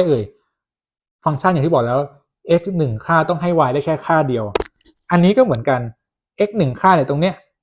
ก็ยังให้ y ได้แค่ค่าเดียวอยู่ถูกไหมเพราะตรงเนี้ยเราดูที่จุดทึบไอ้จุดโปร่งเนี่ยไม่เกี่ยวจุดโปร่งก็แปลว่าตรงนั้นน่ะมันไม่มีถูกไหมครับพูดง่ายตรงนั้นน่ะมันอยู่นอกโดเมนแล้วเพราะว่าถ้า x เท่ากับ a ปุ๊บค่าของ y คือค่านี้ไอ้จุดโปร่งตรงนี้2จุดนี้ไม่เกี่ยวถูกไหมครับแสดงว่าเนี่ยเห็นไหมนิยามฟังก์ชันก็ยังกลับมาว่าตรงเนี้ยก็เป็นฟังก์ชันอยู่ซึ่งตรงเนี้ยครับถึงแม้ว่าอย่างที่บอกแล้ว fa ตรงนี้จะหาค่าได้เนาะคือ fa เท่ากับ b แต่ถามว่าลิมิต x เข้าใกล้ a เนี่ยหาค่าได้ไหมคำตอบคือไม่ได้ถูกไหมครับเพราะว่าอะไรเพราะตรงนี้มันได้ค่าหนึ่งเป็นค่าอะไรก็ไม่รู้ตรงนี้ก็ได้ c ถูกไหมตามที่บอกมาตรงนี้ตรงเนี้ยบอกไม่รู้ก็เดี๋ยวบอกเลยตรงนี้เป็นลบ a ถูกไหมครับเพราะว่าลิมิตเมื่อ x เข้าใกล้ a ทางลบก็คือแทนในตัวนี้เข้าไปถูกไหมลิมิต x เข้าใกล้ a ทางลบของ f(x) ก็จะได้เป็นลิมิต x เข้า a ทางลบของอะไรของลบ x ซึ่งก็ได้เป็นอะไรครับก็ได้เป็นลบ a ส่วนตัวนี้ถ้าเข้าใกล้ a ทางบวกก็ให้เอาตัวนี้มาแทนถูกไหมครับมันจะได้เป็นลิมิตของอะไรเอ่ยของ c ซึ่ง c เป็นค่าของตัวอยู่แล้วยังไงซะถอดออกมามันก็ได้ c อยู่แล้วนะครับก็แปลว่าอย่างเงี้ย fa มีค่าก็จริงแต่หาลิมแต่ว่าตรงเนี้ยไม่ต่อเนื่องเพราะว่าตรงนี้ fa ไม่มีค่าไม่เท่ากับตัวนี้ที่ไม่เท่าเพราะอะไรครับไม่เท่าเพราะว่าไอ้ตัวเนี้ยมันไม่มีถูกไหมก็อย่างที่บอกแล้วเป็นที่มาว่าฟังก์ชันนั้นน่ะถ้าฟังย้ำเนาะถ้าฟังก์ชันนั้นต่อเนื่องที่จุดนั้นถ้าฟังก์ชันต่อเนื่องที่ x เท่ากับ a แสดงว่าฟังก์ชันนั้นน่ะมีลิมิตเมื่อ x เข้าใกล้ a ถูกไหมครับยังต้องตรรกศาสตร์ได้ไหมครับนี่ก็เหมือนตรรกศาสตร์ท่าแล้วแต่ถ้าฟังก์ชันนั้นน่ะมีลิมิตเมื่อเข้าใกล้ a เนี่ยยังบอกไม่ได้ว่าฟังก์ชันนั้นต่อเนื่องที่ x กับ a ไหมแต่ถ้าฟังก์ชันนั้นไม่มีลิมิตเมื่อ x เข้าใกล้ a แบบนี้เราบอกได้ทันทีเลยว่าฟังก์ชันนั้นน่ะไม่ต่อเนื่องที่ x กับ a แน่นอนโอเคนะครับอันนี้คือ2เรื่องเนาะลิมิตแล้วก็ความต่อเนื่องทีเนี้ยมันจะนำพาต่อมาที่เราคุ้นเคยกันดีก็คือตัวอนุพันธ์ก็คือดิฟนั่นเองถูกไหมที่เขาเรียกว่าเอามาดิฟ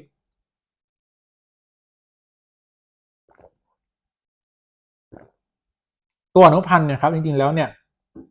มันก็เป็นการหาเขาเรียกว่าอัตราการเปลี่ยนแปลงที่จุดใดจุดหนึ่งถูกไหมสมมุติว่าเรามีกราฟแบบนี้อยู่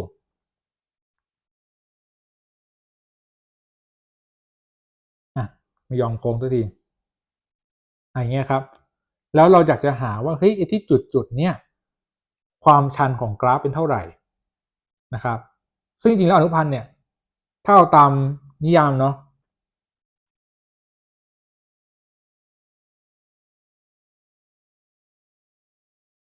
มันเป็นแบบนี้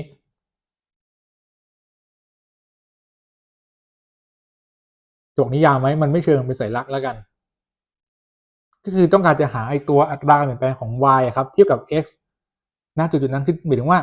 เอาใช้ลิมิตนะมาช่วยเห็นไหมคือที่จุดเนี้ย f ของ x เนี่ยคือเนี่ยว่าตรงเนี้ย h เข้าใกล้0ถูกไหมก็แปลว่าตรงเนี้ยมันเราต้องการจะหาว่าไอ้ตรงเนี้ยนะโดยหลักแล้วเวลาหาความชันเนี่ยความชันเวลาหามันคือหาจากเดลต้า y หารเดลต้า x ถูกไหมครับแต่ทีนี้เราก็เลยต้องการจะระบุแบบ specific ไปเลยว่าเฮ้ยไอ้จุดนั้นน่ะความชันเป็นเท่าไหร่เพราะตรงนี้มันก็เลยเป็นจุดที่แคบๆเลยนะครับ h ก็เลยเข้าใกล้0ถูกไหมคือมันเป็นจุดที่แบบว่าแคบมากๆเพราะว่าไอตัวเดลต้า y คือใกล้ๆกันนะครับ y 1 y 2ใกล้ๆกันไอ x เนี่ยก็ใกล้ๆกันถูกไหมเพราะว่าเดลต้า x ก็คือเดลต้า x ก็คืออะไรก็คือ x 1ลบ x 2ถูกไหมตรงนี้เราให้เป็น h ซึ่ง h เนี่ยมันเข้าใกล้ศูนย์มากๆแล้วตรงเนี้ยคือคำว่าดิฟนั่นเองถูกไหมที่เราหากันคือเรื่องหาความชันนั่นแหละซึ่งตรงเนี้ยครับดิฟเนี่ยในเมื่อเป็นสัญลักษณ์แบบนี้เนาะแสดงว่าอนุพันธ์นะครับก็หลักการจะเหมือนลิมิตแต่อันดับแรกก่อนเลยสมมุติว่าเราจะการจะหาว่าเฮ้ยเอาอย่างนี้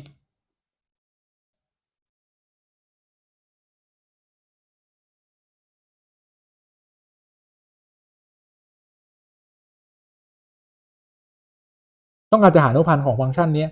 ที่ x เท่ากับ a ถามว่าทำยังไงนะครับไม่ทำยังไงถามว่าเช็คยังไงว่ามีไหมอันดับแรกก่อนเลยคือจุดนั้นมันต้องไม่เป็นจุดโปร่งถูกไหมคือมันต้องเป็นจุดทึบแบบเนี้ยจุดทึบนี้ถึงจะหาค่าได้ถึงจะหาได้ว่าความชันเป็นเท่าไหร่เพราะถ้าจุดโปร่งปุ๊บเนี่ยจบเลยจุดโปร่งแปลว่ามันอยู่นอกโดเมนไปแล้วเพราะงั้นเนี่ยแปลว่าอันดับแรกเลยการจะมีอนุพันธ์ที่จุดนั้นได้เนี่ยแปลว่าจุดนั้นเนี่ยมันต้องต่อเนื่องก่อนถูกไหมครับทีนี้คำว่าต่อเนื่องเนี่ยอย่างที่พี่พูดเมื่อกี้เนาะถ้าต่อเนื่องเนี่ยก็แน่นอนเลยว่ามันต้องมีลิมิตก็แสดงว่าตรงเนี้ยมันเป็นอะไรครับมันเป็นเหมือนทอดๆน่ะคือถ้าสรุปเนาะความสัมพันธ์ถ้ามีอนุพันธ์ปุ๊บเนี่ยแน่นอนเลยว่ามันจะมีความต่อเนื่อง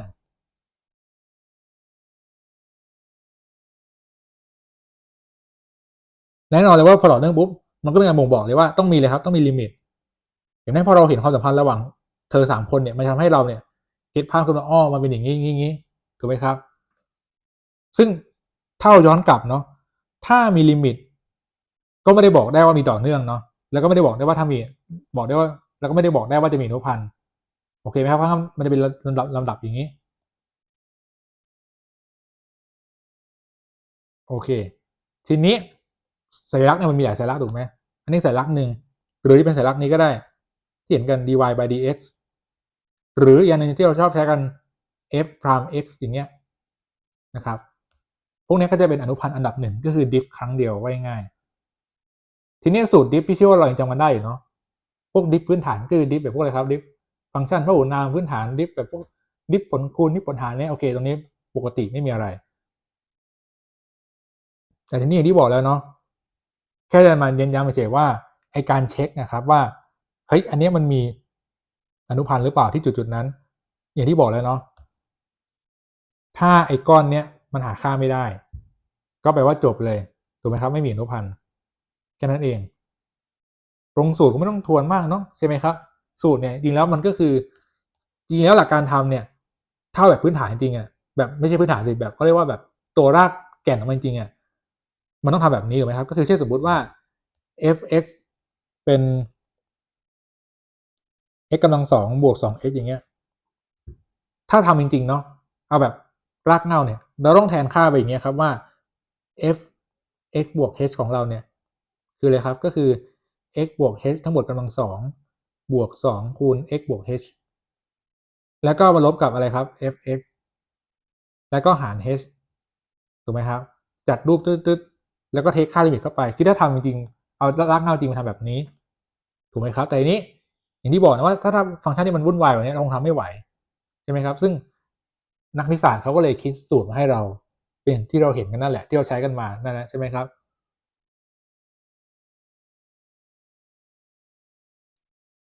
f(x) เท่ากับ x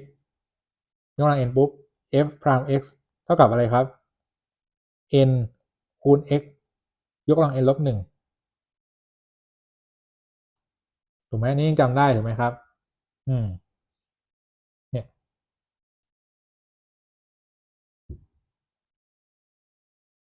หรือถ้าเป็นพวกผลคูณล่ะผลคูณนี่สมมุติว่าเป็นอะไรครับ uv รังสี uv ถ้า diff ปุ๊บก็ได้เลยครับ u prime v บวก uv prime เนาะอะไรเงี้ยก็เป็นความรู้พื้นฐานเดิมๆตรงนี้ไม่ซีเรียสเพราะเราน่าจะจำได้อยู่นะครับแล้วก็อีกตัวหนึ่งคือเป็นการทำย้อนกลับก็คือเขาเรียกว่าอย่างตัวเนี้ยเราจะบอกได้ว่าเฮ้ยสมมติเนาะ diff อันนี้ได้ f prime x เท่ากับ 2x บวก 2เราก็บอกได้ว่านี่เป็นอนุพันธ์ดับหนึ่งของไอ้นี่ถูกไหมครับแต่ถ้าเราทำย้อนกลับอาจจะบอกได้ว่าตัวเนี้ยเป็นปฏิอนุพันธ์ของตัวนี้นะถูกไหมครับก็คือการอินทิเกรตนั่นแหละจำได้ไหมครับอินทิเกรตก็คือมันจะเป็นรูปถั่วงอกใช่ไหมที่เราเรียกกันถั่วงอก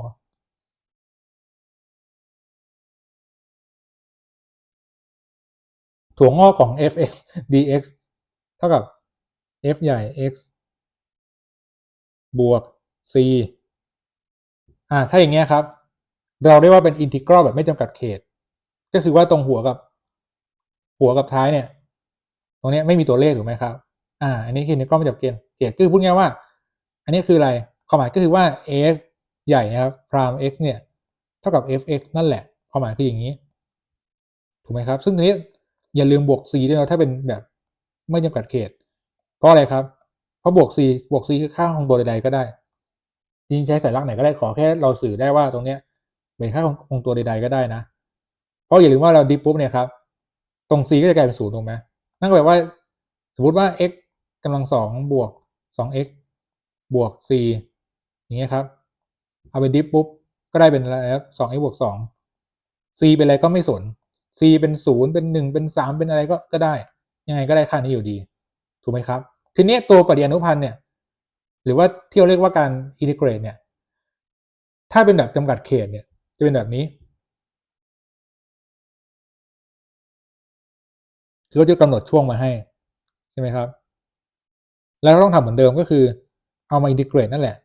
แต่ตรงนี้มันจะเท่ากับอะไรครับ f b ลบ f a ถูกไหมครับก็คือแทนค่าลงไปนั่นเอง พอเป็นอย่างนี้ปุ๊บไอ้ตรงบวก c มันจะหายไปแล้วเพราะสุดท้ายไม่ว่ายังไงครับไม่ว่า c เท่าไหร่เนี่ยครับมันก็จะหักล้างกันอยู่ดีถูกไหมครับซึ่งตรงนี้เราจะนิยมเอาไว้ใช้กับอะไรครับใช้กับเป็นพวกเวลาพื้นที่ปิดล้อมระหว่างกราฟใช่ไหมครับเช่นยังไงเช่นอย่างเงี้ยพื้นที่ปิดล้อมระหว่าง2กราฟนี้ก็ดูซิว่าจะตัดที่จุดไหนก็ได้ตรงจุด2จุดนั้นนะครับเป็นตัวขอบเขตถูกไหมครับแล้วก็เอาตัวกราฟที่อยู่บนเดือนนี้ลบกราฟที่อยู่ล่างในช่วงนั้นแค่นั้นเองเนาะแล้วก็มาอินทิเกรตกันโอเคอันนี้ก็เป็นพื้นฐานเดิมๆนะครับที่จะมาทบทวนแต่ทีเนี้ยตรงนี้จริงๆแล้วก็น่าทบทวนเกือบหมดแล้วเนาะมันก็อาจจะคำถามขึ้นมาว่าแล้วเราจะมาเรียนอีกทำไมใช่ไหมแคลคูลัสเนี่ยจริงๆแล้วต้องบอกว่าแคลคูลัสเนี่ยถ้าเรากลับดูที่เนื้อหาหลักของเขาจริงๆครับมันเป็นเรื่องของการศึกษาการเปลี่ยนแปลงถูกไหมว่าเฮ้ยอย่างที่บอกครับเราอยากจะรู้ว่าไอ้จุดๆเนี้ยที่จุดๆเนี้ยมันมีอัตราการเปลี่ยนแปลงเท่าไหร่ซึ่งตรงนี้ครับเรื่องของบทประยุกต์เนี่ยจริงๆตอนม .6 เราก็มีเรียนมาแล้วเนาะในหลักสูตรของพวกเราในรุ่นพวกเราเนี่ยก็มีมาแล้วแต่ว่าถ้าเราในเรียนวิชานี้ครับเราจะได้เห็นบทประยุกต์มากขึ้นแต่ปัญหาคืออะไรครับปัญหาก็คือว่ามันเป็นบทประยุกต์ที่เราแบบว่าอาจจะไม่เห็นภาพนักคือเหมือนรู้สึกว่ามันก็แค่ให้ฟังก์ชันมาแล้วก็ทำไปตามนั้นถูกไหมครับคือเหมือนไม่เห็นภาพเท่าไหร่แต่ว่าที่บอกงี้ครับบทประยุกต์ในวิชานี้ส่วนใหญ่นะครับมันจะเป็นบทประยุกต์ที่มาจากเนื้อหาในวิชาเศรษฐศาสตร์1ก็คือตัวอีคอน1นั่นแหละซึ่งถ้าเป็นเด็กภาคบัญชีเนี่ยเราจะได้เรียนตอนปี1เทอม2ถูกไหมขณะที่เด็กบริหารเนี่ยเขาเรียนในปี1เทอม1คือพอพี่เรียนวิชานี้ครับทำให้พี่เลยว่าไอ้ตรงเนี้ยไอ้ที่เราเรียนมาเทอมที่แล้วในแคลบัสเนี่ยมันเป็นแบบนี้นะอารมณ์เหมือนกับว่าแคลบัสเนี่ยเป็นภาคคำนวณแล้วพอมาเรียนไอ้ตัวอีคอน1เนี่ยเป็นภาคทฤษฎีนะครับพี่ยกตัวอย่างแบบนี้ครับพี่จะยกตัวอย่างให้ดูนะว่าตัวอย่างการเอาไปใช้เนี่ยในเชิงธุรกิจมันมีอะไรได้บ้างตามที่เราเรียนมาเนาะในวิชานี้ที่มันจะมีแน่นอนที่น้องจะได้เจอมันจะมีเขาเรียกว่าเรื่องของความยืดหยุ่นของอุปสงค์ครับอันนี้เดี๋ยวน้องจะได้เรียนในวิชาเศรษฐศาสตร์1นี่แหละตัวไมโครอีโคโนมิกส์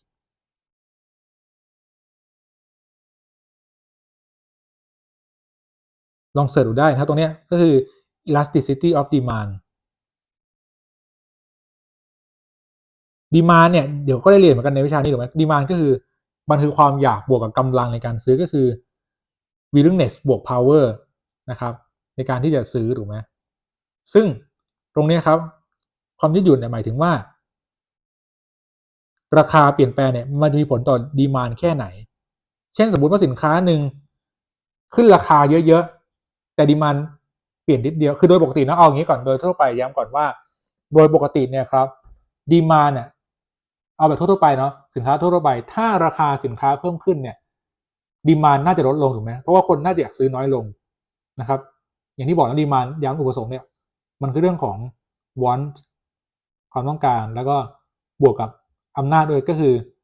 อะไรครับคือ power หมายถึงว่าเช่นมีกำลังในการซื้อแค่ไหนไม่ใช่ want อย่างเดียวนะครับหรือจริง want เนี่ยถ้าเรียกให้ดีกว่านั้นก็คือ willingness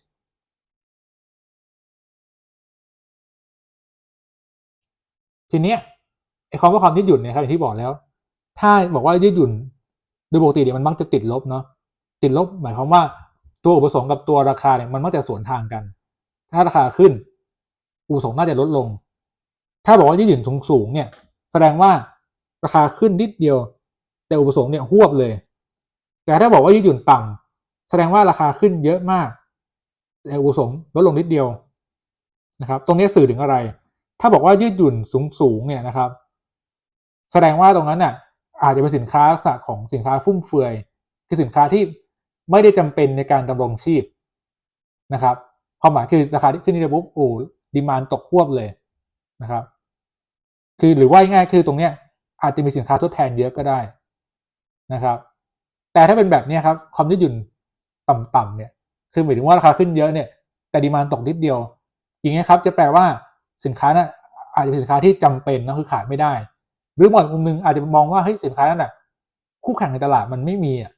นะครับซึ่งเดี๋ยวพวกนี้ทั้งหมดเดี๋ยวน้องได้เรียนแน่นอนในวิชานี้เศรษฐศาสตร์1เนาะก็คือ2900 111นะครับวิชานี้เนาะเทอม2ทีนี้ครับในบทประยุกต์วิชาแคลคูลัสเนี่ยก็จะมีเหมือนกันคือเขาบอกว่าอย่างนี้ครับ อุปสงค์เนี่ยเวลาคำนวณความยืดหยุ่นอุปสงค์เนี่ยหลักการคำนวณเป็นอย่างนี้ครับก็คือว่าอันดับแรกก่อนเราต้องรู้ฟังก์ชันอุปสงค์ฟังก์ชันอุปสงค์เนี่ยเรานิยมให้เป็น FP P คือแทนราคานะครับ P FP สมมติว่าเป็นเอาง่ายๆเนาะอย่างนี้ก็ได้20ลบ P จริงๆเป็นอะไรก็ได้ที่มันสมเหตุสมผลนะครับสมมติว่าเราต้องการจะหาว่าฟังก์ชันเนี่ยมีความยืดหยุ่นอุปสงค์เป็นเท่าไหร่ความยืดหยุ่นอุปสงค์เนี่ยหลักการหาก็คือเราจะเอาตัวอุปสงค์ที่เปลี่ยนแปลงไปครับตัวเนี้ยคืออุปสงค์ถูกไหม P คือราคาอุปสงค์ที่เปลี่ยนแปลงไปเนี่ยก็คือ F P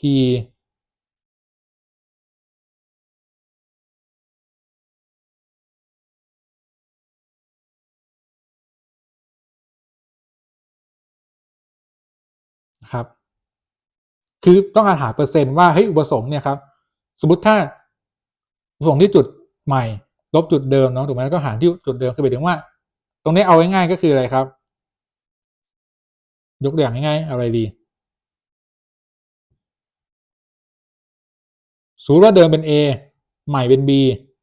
เราอยากรู้ว่ามันจะอันนี้มันเปลี่ยนแปลงกี่เปอร์เซ็นต์เนาะคือเอา B ลบ A แล้วก็หารด้วย A อันนี้เหมือนกันต้องการหาเปอร์เซ็นต์ที่เปลี่ยนแปลงไปนะครับแล้วก็หารด้วยตัวการเปลี่ยนแปลงของราคาเป็นเปอร์เซ็นต์เหมือนกัน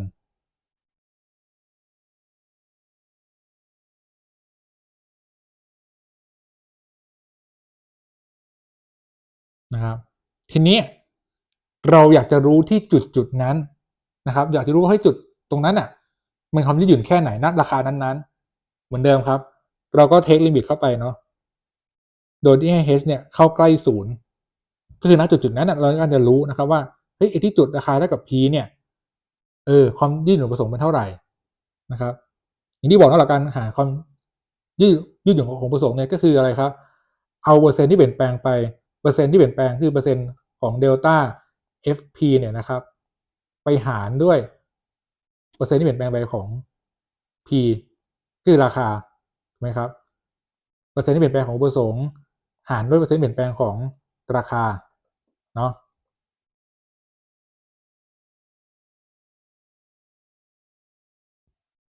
ตรงเนี้ยครับตัวไหนที่มันไม่มีเขาเรียกว่านะไม่มี h เนี่ยเราสามารถที่จะดึงออกมาได้ถูกไหมเพราะตรงนั้นเนี่ยมันไม่เกี่ยวเพราะมันเป็น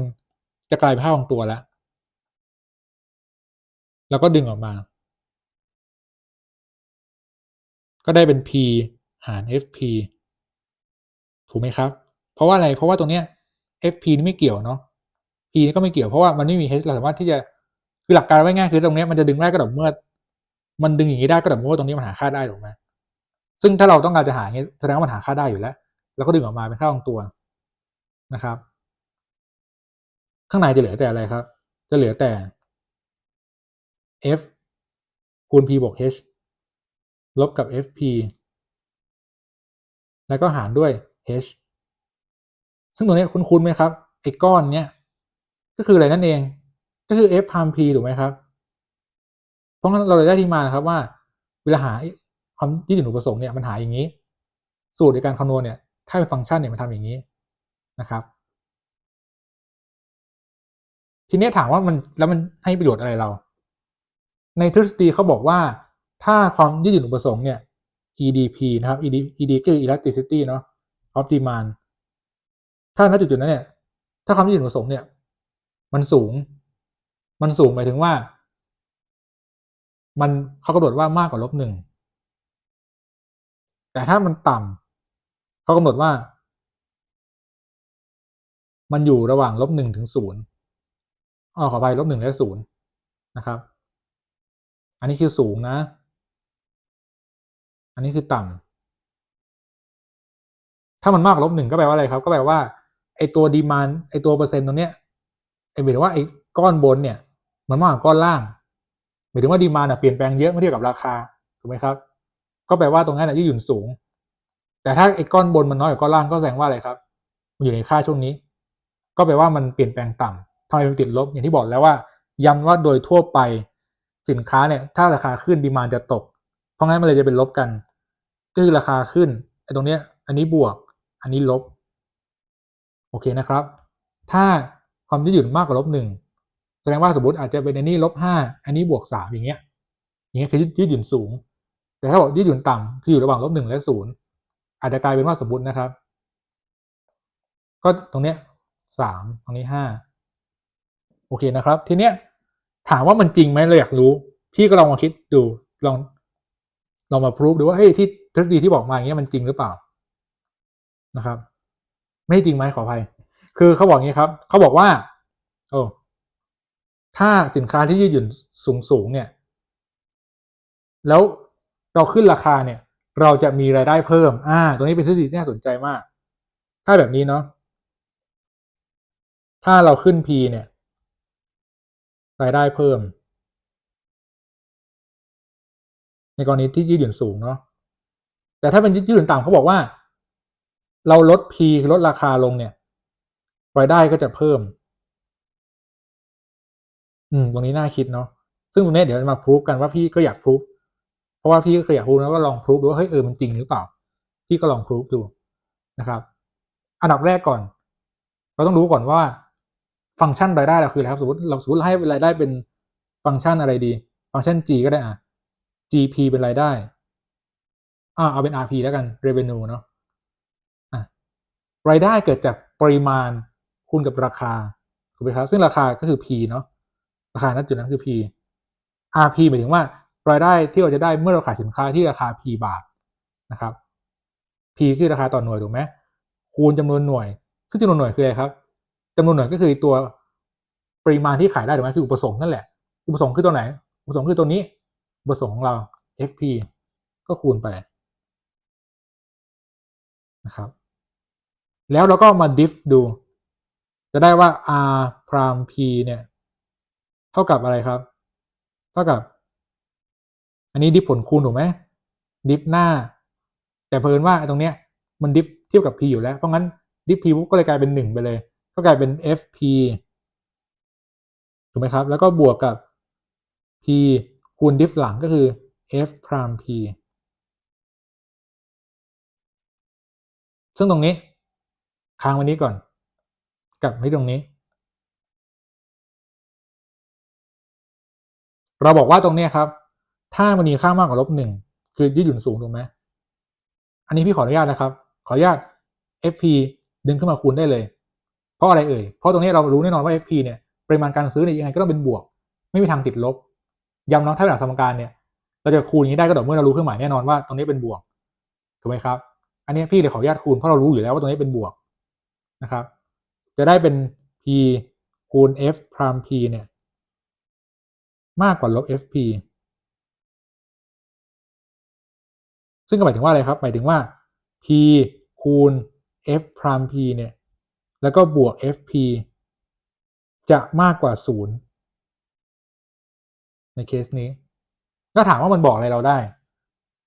ถ้าจำมาได้นะครับเรื่องฟังก์ชันเพิ่มและฟังก์ชันลดที่พี่บอกไปแล้วฟังก์ชันเพิ่มแปลว่าเราเพิ่ม x และ y จะเพิ่มถูกไหมถ้าลดแปลว่าเราเพิ่ม x และ y ลดแต่อย่างกรณีเนี้ยเราเปลี่ยนจาก x เป็น p การที่เราหาฟังก์ชันเพิ่มได้เนี่ยเราหาไงครับเราหาโดยการ diff 1ครั้งถูกไหมใช้อนุพันธ์อันดับ1อย่างเงี้ยเป็นอนุพันธ์อันดับ1ถ้าอนุพันธ์อันดับ1เรามากกว่า0ที่ช่วงไหนแสดงว่าช่วงนั้นฟังก์ชันเป็นฟังก์ชันเพิ่มถูกไหมอย่างเงี้ย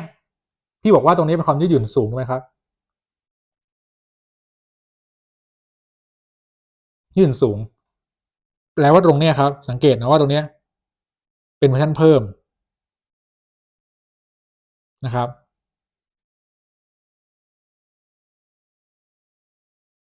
เดี๋ยวนะเมื่อกี้นี่พูดอะไรผิดหรือเปล่าเดี๋ยวก่อนนะครับยืดหยุ่นสูงถ้าเพิ่มราคาโอ้โหก็ว่าอยู่ว่าแปลกๆนะครับเบลอถ้ายืดหยุ่นสูงเนี่ยขอไปนะครับถ้ายืดหยุ่นสูงเนี่ยราคาเพิ่มขึ้นรายได้จะลด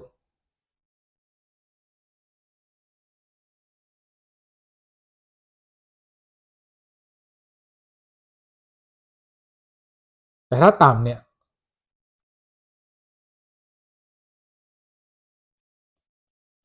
เอาใหม่ตั้งสติก่อนเอาใหม่ถ้ายืดหยุ่นสูงนะครับแปลว่าขึ้นราคาแค่นิดเดียวกำลังซื้อหวบเลยถ้าอย่างนั้นนะครับขึ้นราคาแล้วตัวรายได้ก็จะลดถูกไหมครับแต่ถ้ายืดหยุ่นต่ำก็แปลว่าขึ้นราคาปุ๊บกำลังซื้อตกนิดเดียวก็อย่างนั้นแปลว่ารายได้จะเพิ่ม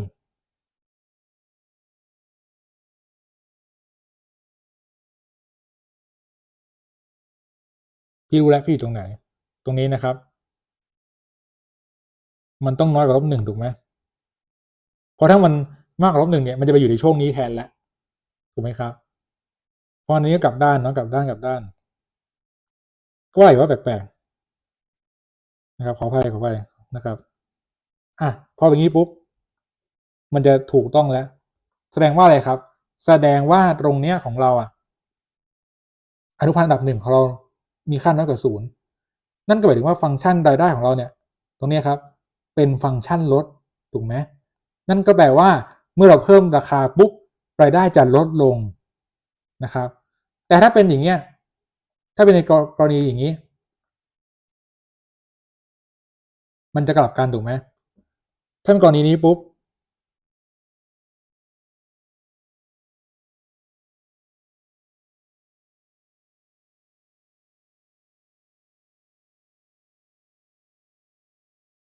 เอาง่ายๆเราคิดง่าย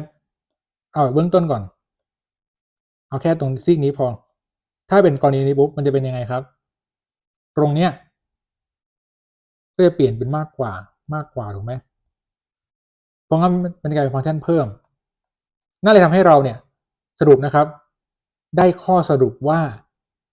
เราสามารถใช้ความยืดหยุ่นของอุปสงค์เนี่ยในการพิจารณาการตั้งราคาได้ว่าเราอยากให้รายได้เพิ่มเนี่ยทำยังไงสินค้าที่มีความยืดหยุ่นสูงเนี่ยเราควรจะต้องทำไมครับถ้ายืดหยุ่นสูงเนาะก็คือ ED สูงเนี่ยควรจะต้องลดราคาเพราะอะไรครับเพราะว่าราคาลดนิดเดียวดีมานด์เพิ่มขึ้นเยอะพูดง่ายว่าดีมานด์มันขึ้นแรงกว่าไว้ง่ายดีมานด์ทำให้สุดท้ายเนี่ยรายได้ก็จะเพิ่ม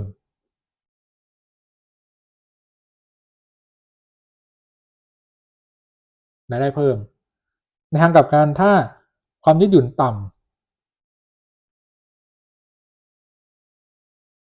ให้เพิ่มราคา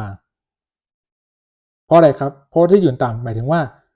เพิ่มราคาปุ๊บเนี่ยดีมานด์ตกทีเดียวพูดง่ายว่าราคาที่มันขึ้นเนี่ยมันแรงกว่าตัวดีมานด์ที่มันตกลงถูกไหมครับอ่าซึ่งตรงนี้ครับก็เป็นอะไรครับเป็นบทประยุกต์ตัวอย่างนั่นเองเนาะว่าเฮ้ยแคลคูลัสเนี่ยมันเอาไปใช้อะไรได้บ้างซึ่งพี่ขอยกตัวอย่างแค่เรื่องนี้ก่อนเพราะจริงๆแล้วมันยังมีเรื่องอื่นๆอีกนะครับพี่แนะนำว่าจริงๆแล้วเนาะตอนเราเรียนวิชาเนี้ยแล้วพอเราไปเรียนอีคอน1เนี่ยในเทอมถัดไปมันจะทำให้เราเห็นภาพมากขึ้นแล้วอาจจะมีคำถามตามอีกว่าเอ๊ะแล้วทำไมต้องเรียนอีคอนใช่ไหมครับเด็กบัญชีก็มองอย่างนี้แล้วกันมองว่าอีคอนเนี่ยครับเศรษฐศาสตร์เป็นวิชาแกนคือไม่ใช่วิชาเอกถูกไหมเพราะเราเป็นเด็กเอกบัญชีแต่ว่ามันเป็นพี่มองว่าอาจจะเป็นหนึ่งในความรู้แล้วกันที่ว่าเราพึงจะต้องทราบนะเพราะว่าเศรษฐศาสตร์เนี่ยทั้งไม่ว่าจะเป็นเชิงมหาภาคคือระดับประเทศหรือจุลภาคระดับครัวเรือนเนี่ยมันก็มีผลถูกไหมครับต่อเขาเรียกว่าจริงๆแล้วแนวโน้มของตัวเลขทางบัญชีเนี่ยมันสะท้อนมาจากตัวนอกจากตัวของกิจการแล้วเนี่ยสะท้อนจากสภาพของเศรษฐกิจด้วยถูกไหมครับดังนั้นเนี่ยพี่ก็เลยมองว่าจริงมันก็เป็นทุกที่แหละนะครับที่เราจะต้องรู้ในเรื่องของเศรษฐศาสตร์ด้วยนะสำหรับเด็กบัญชีมันก็เลยเป็นที่มาต่อว่าตัวเศรษฐศาสตร์นะครับวิชาแคลคูลัสเนี่ยเขามีการโชว์บทประยุกต์ให้ดูว่าเฮ้ยแคลคูลัสที่เราเรียนกันเนี่ยครับเนื้อหาเยอะแยะมากมายไก่กองเนี่ยมันเอาไปประยุกต์อะไรได้บ้างซึ่งจริงๆนะครับหลักการเนี่ยจริงๆแล้วมันจะต้องหลักการง่ายๆเนาะของแคลคูลัสเนี่ยมันจะต้องกำหนดฟังก์ชันให้ได้ก่อนฟังก์ชันก็เป็นเหมือนโมเดลครับโมเดลว่าเฮ้ยฟังก์ชันเนี้ยเราจะหามายังไงใช่ไหมครับพอเราหามาเสร็จปุ๊บเนี่ยเราก็ลองใช้เครื่องมือทางแคลคูลัสเนี่ยครับในการที่จะทำนู่นทำนั่นทำนี่เพื่อจะหาข้อสรุปต่างๆเนาะในเชิงเศรษฐศาสตร์ซึ่งจริงๆแคลคูลัสเนี่ยจะเห็นได้ว่าไม่ว่าเราเรียนศาสตร์อื่นเนาะศาสตร์ทางวิศวะทางวิทยาศาสตร์เนี่ยก็จะใช้แคลคูลัสแต่ว่า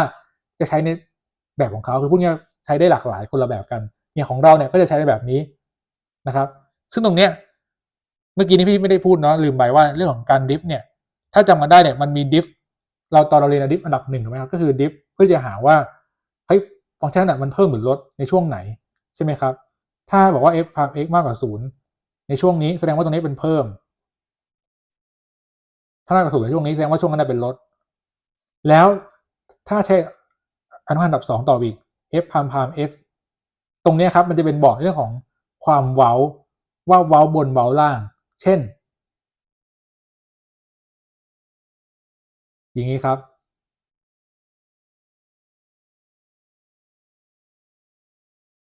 อย่างเงี้ยแสดงว่าเว้าบนคือยังไง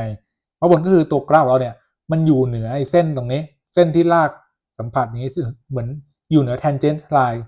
นะครับแต่ถ้าอย่างเงี้ยแปลว่าเว้าล่างคือกราฟเราเนี่ยอยู่ใต้ตัวนี้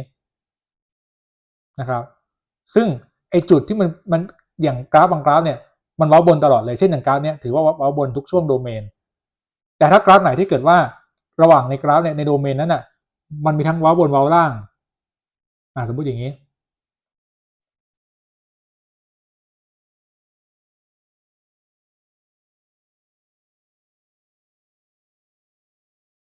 ครับเป็นฟังก์ชันกำลัง3เนาะ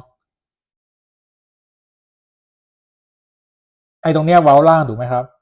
แต่พอมาเป็นตรงนี้ปุ๊บก็เว้าล่างอยู่แต่ตรงเนี้ยช่วงเนี้ยเว้าบนแล้วนะครับไอ้จุดที่มันทำให้จุดที่มันมีการเปลี่ยนจากเว้าล่างเป็นบนหรือบนเป็นล่างเนี่ยครับตรงนั้นเราจะเรียกว่าจุดเปลี่ยนเว้าโอเคเนาะซึ่งเดี๋ยวเราจะได้เรียนในวิชานี้นะครับเนี่ยเรื่องความเว้าเอาไว้ง่ายถ้าเรายกตัวอย่างง่ายๆสมมุติว่าเราโยงกับฟิสิกส์นิดนึงแล้วกันระยะทางเนาะถ้าจำกันได้ระยะทางเนี่ยถ้าเราไปดิฟเนี่ยระยะทางเราดิฟได้ความเร็วเพราะความเร็วคือเกิดจากอะไรครับเกิดจากอัตราการเปลี่ยนแปลงของระยะทางหารด้วยเวลาถูกไหมแต่ถ้าเราดิฟอีกทีนึงมันได้เป็นความเร่งก็คือความเปลี่ยนแปลงของความเร็ว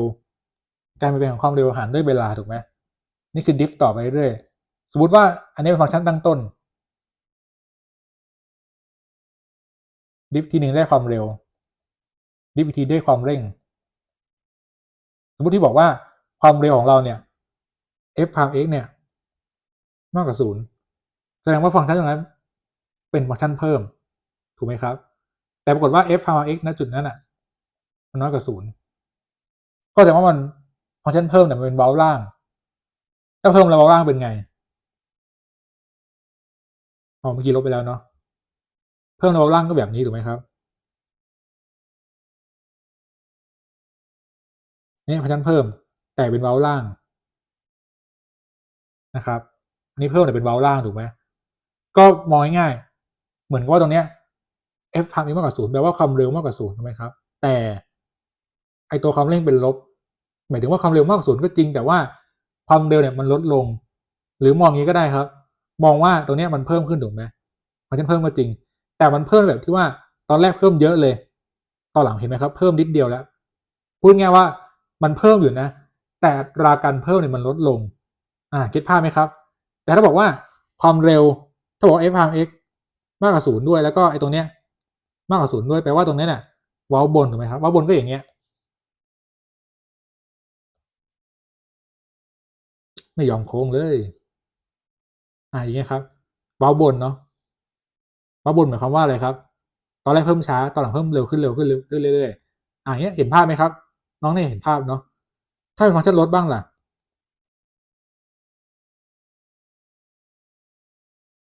สมมติว่าฟังก์ชันลดแต่เป็นเว้าล่างอย่างนี้แปลว่าอะไรครับแปลว่าลดลงเนาะแล้วก็ลดลงเอ่อเดี๋ยวนะอย่างนี้คือลดลงแล้วก็ลดลงเร็วขึ้นเรื่อยๆเรื่อยๆถูกไหมครับอย่างเงี้ยคือเป็นลักษณะนี้คือฟังก์ชันลดแล้วก็เป็นเว้าล่างด้วยแต่ถ้าบอกว่าฟังก์ชันลดแต่อะไรครับฟังก์ชันลดแต่เว้าบนแสดงว่าลดลงก็จริงแต่มันลดลงแบบช้าลงเรื่อยๆจะเป็นแบบนี้ถูกไหมครับเริ่มเลยแล้วโอเควันนี้เราให้เห็นภาพง่ายๆแต่บางคนก็อาจถามว่าแล้วกราฟเส้นตรงล่ะครับถ้าเส้นตรงเนี่ยสมมุติว่า f(x) เท่ากับ x เราดิฟ1ครั้งได้เลยครับได้1ดิฟอีกทีหนึ่งได้อะไรได้0คือไว้ง่าย ถ้าเป็นฟังก์ชันเส้นตรงอะครับมันแน่นอนเลยว่าเป็นฟังก์ชันดีกรี1ถูกไหมดิฟ2ครั้งอะยังไงไม่ได้0แน่นอนซึ่งถ้า f พาม x เป็น0เนี่ยแบบนั้นเราหาข้อสรุปไม่ได้นะครับถูกไหมเพราะนั้นย้ำว่าไอ้ตรงเนี้ยมันจะใช้ข้อสรุปเว้าบนเว้าล่างได้เนี่ยก็ต่อเมื่อมันเป็นมากกว่า0หรือน้อยกว่า0ถ้าน้อยกว่า0แปลว่าเป็นเว้าล่างถ้ามากกว่า0แปลว่าเว้าบนนะครับแล้วพี่ก็โชว์อยู่คร่าวๆนะว่าเฮ้ยถ้ากรณีนี้เป็นเพิ่มแล้วเว้าบนเป็นยังไงถ้าเพิ่มแต่เว้าล่างเป็นไงโชว์ให้ดู4เคสซึ่งตรงนี้ครับมันก็จะไปเกี่ยวข้องในการเรื่องของการวาดกราฟเดี๋ยวเราจะได้เรียนการวาดกราฟแบบที่ดีกรีมากกว่า2กันนะครับโดยการวาดกราฟที่ดีกรีมากกว่า2เนี่ยเราก็จะใช้ตรงนี้ครับมาช่วยในการลากกราฟเนาะเพราะเราต้องรู้ก่อนว่าฟังก์ชันนั้นแหละเพิ่มหรือลดแล้วต้องรู้ด้วยว่าเฮ้ยมันเว้าบนหรือเว้าล่างนะครับซึ่งในการที่จะนั่งทำพวกนี้ได้เนี่ยแน่นอนเราก็ต้องมีทักษะเรื่องของการอะไรครับการดิฟแบบพื้นฐานก่อนหรือการพวกการแก้สมการแบบเบื้องต้นแล้วก็ต้องดูเงื่อนไขนะว่าเฮ้ยตรงเนี้ยเช่นใต้รูทต้องไม่ติดลบนะตัวส่วนต้องไม่เป็น0อย่างเงี้ยครับเป็นพื้นฐานถูกไหมครับรวมถึงในเรื่องของที่พี่พูดตอนแรกเมื่อกี้นี้ไอ้พวกกราฟ expo log หลายๆเนี่ยเดี๋ยวเราจะได้เรียนกันในวิชานี้ว่าเฮ้ย diff expo กับ log เป็นยังไงรวมถึง integrate ด้วยซึ่งตรงเนี้ย expo กับ log สูตรไม่ได้เยอะมากนะครับไอ้การลากกราฟก็ช่วยได้เหมือนกันนะครับทำให้เราเข้าใจพื้นฐานเนาะอย่างเนี้ยทุกคนหน่อยตรงเนี้ยฟังก์ชันเพิ่มถูกไหมแล้วก็เว้าบนนี่ครับเป็นตัวอย่างง่ายๆนะครับเพราะฉะนั้นเนาะพี่บอกว่าคลิปนี้น่าจะพอแล้วเดี๋ยวมาสรุปกันดีกว่านะครับว่าพูดตัวอะไรบ้างเนาะอันดับแรกที่พี่ต้องการให้ดูครับก็คือเรื่องของลำดับเรขานุกรมเรขาเนาะหายังไงใช่ไหมครับแล้วสูตรเป็นยังไงแล้วตรงเนี้ยครับไอ้ที่ว่าหาค่าได้ตรงเนี้ยเราก็เรียกว่าอะไรครับเป็นแบบลู่เข้าคือ convergent ถูกไหมถ้าจำมันได้ถ้าหาค่าได้คือเป็น divergent คือเป็นลู่ออกนะครับตรงเนี้ยสูตรหายังไงทำยังไงใช่ไหมครับตรงนี้เดี๋ยวเจอในบทแรกๆเลยนะครับในบทพวกของคณิตศาสตร์การเงินพวกดอกเบี้ยแล้วก็ทบทวนด้วยว่าเฮ้ยไอ้ก่อนจะเรียนแคลคูลัสได้นะครับเราต้องรู้จักเรื่องของฟังก์ชันก่อนนะว่าฟังก์ชันเป็นยังไงแล้วก่อนจะรู้ฟังก์ชันเนี่ยก็ต้องรู้แต่ว่าฟังก์ชันเนี่ยมันความสัมพันธ์ถูกไหมเป็นยังไงนะครับอันไหนเป็นไม่เป็นพวกนี้ต้องดูเพราะว่าสิ่งที่เราใช้ในแคลคูลัสเนี่ยจะเป็นฟังก์ชันเนาะไม่ใช่ความสัมพันธ์คือพูดง่ายๆว่าฟังก์ชันสิ่งที่เราใช้แคลคูลัสเนี่ยจะเป็นฟังก์ชันที่เป็นฟังก์ชันเท่านั้นภาษาไทยงงคือจะเป็นความสัมพันธ์ที่เป็นฟังก์ชันเท่านั้นถ้าเป็นความสัมพันธ์ที่ไม่เป็นฟังก์ชันเนี่ยเราไม่เอามาใช้ในแคลคูลัสถูกไหมครับแล้วก็ทบทวนฟังก์ชันพื้นฐานเช่นพวก expo log ซึ่งได้ใช้ในวิชานี้นะครับแล้วการวาดกราฟก็สำคัญนะเพราะมันช่วยได้ในการหาลิมิตในการแรงต่างเยอะแยะมากมายเลยนะครับและอย่าลืมทบทวนเรื่องของ domain range ด้วยว่าแต่ละอันเนี่ยให้ระวังเรื่อง domain range ให้ดีทีนี้ต่อมาเนี่ยก็ทบทวนที่แคลคูลัสเนาะทบทวนหลักในที่3ตัวหลักก็คือเรื่องของลิมิตความต่อเนื่องอนุพันธ์ลิมิตเป็นตัวแรกสุดเลยถ้ามีลิมิตปุ๊บเรายังสรุปไม่ได้นะว่ามีความต่อเนื่องไหมแต่ถ้ามีความต่อเนื่องอันเนี้ยรู้ทันทีเลยว่ามีลิมิตถูกไหมครับถ้าลิมิตก็คืออะไรครับก็คือหาค่าเข้าใกล้จุดหนึ่งซึ่งไอการที่มันจะมีค่านั้นได้ก็แปลว่าค่าเข้าใกล้ทางซ้ายทางขวาต้องเท่ากันแต่ถ้าเป็นต่อเนื่องเนี่ยต่อเนื่องมันจะต้องบอกว่าไอค่าที่จุดนั้นเป๊ะๆเนี่ยมันเท่ากับค่าเข้าใกล้นั้นตรงนี้นะครับซึ่งก็แปลว่าอย่างที่บอกแล้วมันจะต้องมีลิมิตมาก่อนนั่นเองส่วนอนุพันธ์เนี่ยอย่างที่บอกแล้วมันเป็นตัว point หลักเลยของแคลคูลัสเนี่ยที่เราเรียนกันเยอะแยะมากมายไก่กองเนี่ย point หลักคือตรงเนี้ยที่เป็น point หลักก็คือว่าอนุพันธ์เนี่ยนะครับเหมือนหาความชันณจุดนั้นนั่นเองถูกไหมว่าเฮ้ยไอ้จุดเนี้ยความชันเป็นเท่าไหร่เราก็เลยใช้ลิมิตมาช่วยในการที่เราจะสโคปมาได้นะครับว่าเฮ้ยไอ้จุดเนี้ยไอ้เดลต้า y ส่วนเดลต้า x เนี่ยเราทำให้มันเล็กๆได้ไหมโดยใช้ลิมิตมาช่วยก็คือ h เข้าใกล้ศูนย์หมายความว่าอะไรครับมันตรงนี้มันจุดที่มันเล็กมากๆเลยใช่ไหมครับเพื่อหาความชันซึ่งอย่างที่บอกถ้าจะหาความชันที่ไอ้ตรงนั้นน่ะมันแปลว่ามันต้องต่อเนื่องแน่นอนล่ะถูกไหมเพราะจุดนั้นเพราะต่อเนื่องคืออะไรครับต่อเนื่องที่บอกแล้วจุดนั้นมันต้องไม่เป็นจุดโปร่งถ้าจุดโปร่งปุ๊บมันหาความชันไม่ได้ถูกไหมครับพอได้ต่อเนื่องปุ๊บก็แน่นอนเลยว่าไอ้ลิมิตมันต้องมีถูกไหมครับมันเป็นอัตโนมัติอยู่แล้วถ้าแล้วนะครับ if else ก็คือตรงเนี้ยถ้ามีอนุพันธ์ปุ๊บชัดเจนเลยว่าต่อเนื่องกับลิมิตมันต้องมีแน่ๆล่ะแต่ถ้าไม่มีอนุพันธ์ปุ๊บก็ไปหาต่อว่าให้ต่อเนื่องมีไหมนะครับถ้าบอกว่าต่อเนื่องมีก็แสดงว่าลิมิตต้องมีแน่ๆอย่างนี้เดี๋ยวให้น้องไม่งงอย่างนี้ครับถ้าบอกว่ามีอนุพันธ์แปลว่าต่อเนื่องต้องมีแน่ลิมิตต้องมีแน่แต่ถ้าบอกไม่มีอนุพันธ์แสดงว่าต่อเนื่องเนี่ย มีหรือเปล่าไม่รู้ถ้าบอกว่าต่อเนื่องมีแสดงว่าลิมิตก็ต้องมีถูกไหมครับแต่ถ้าบอกว่าอนุพันธ์ไม่มีต่อเนื่องไม่มี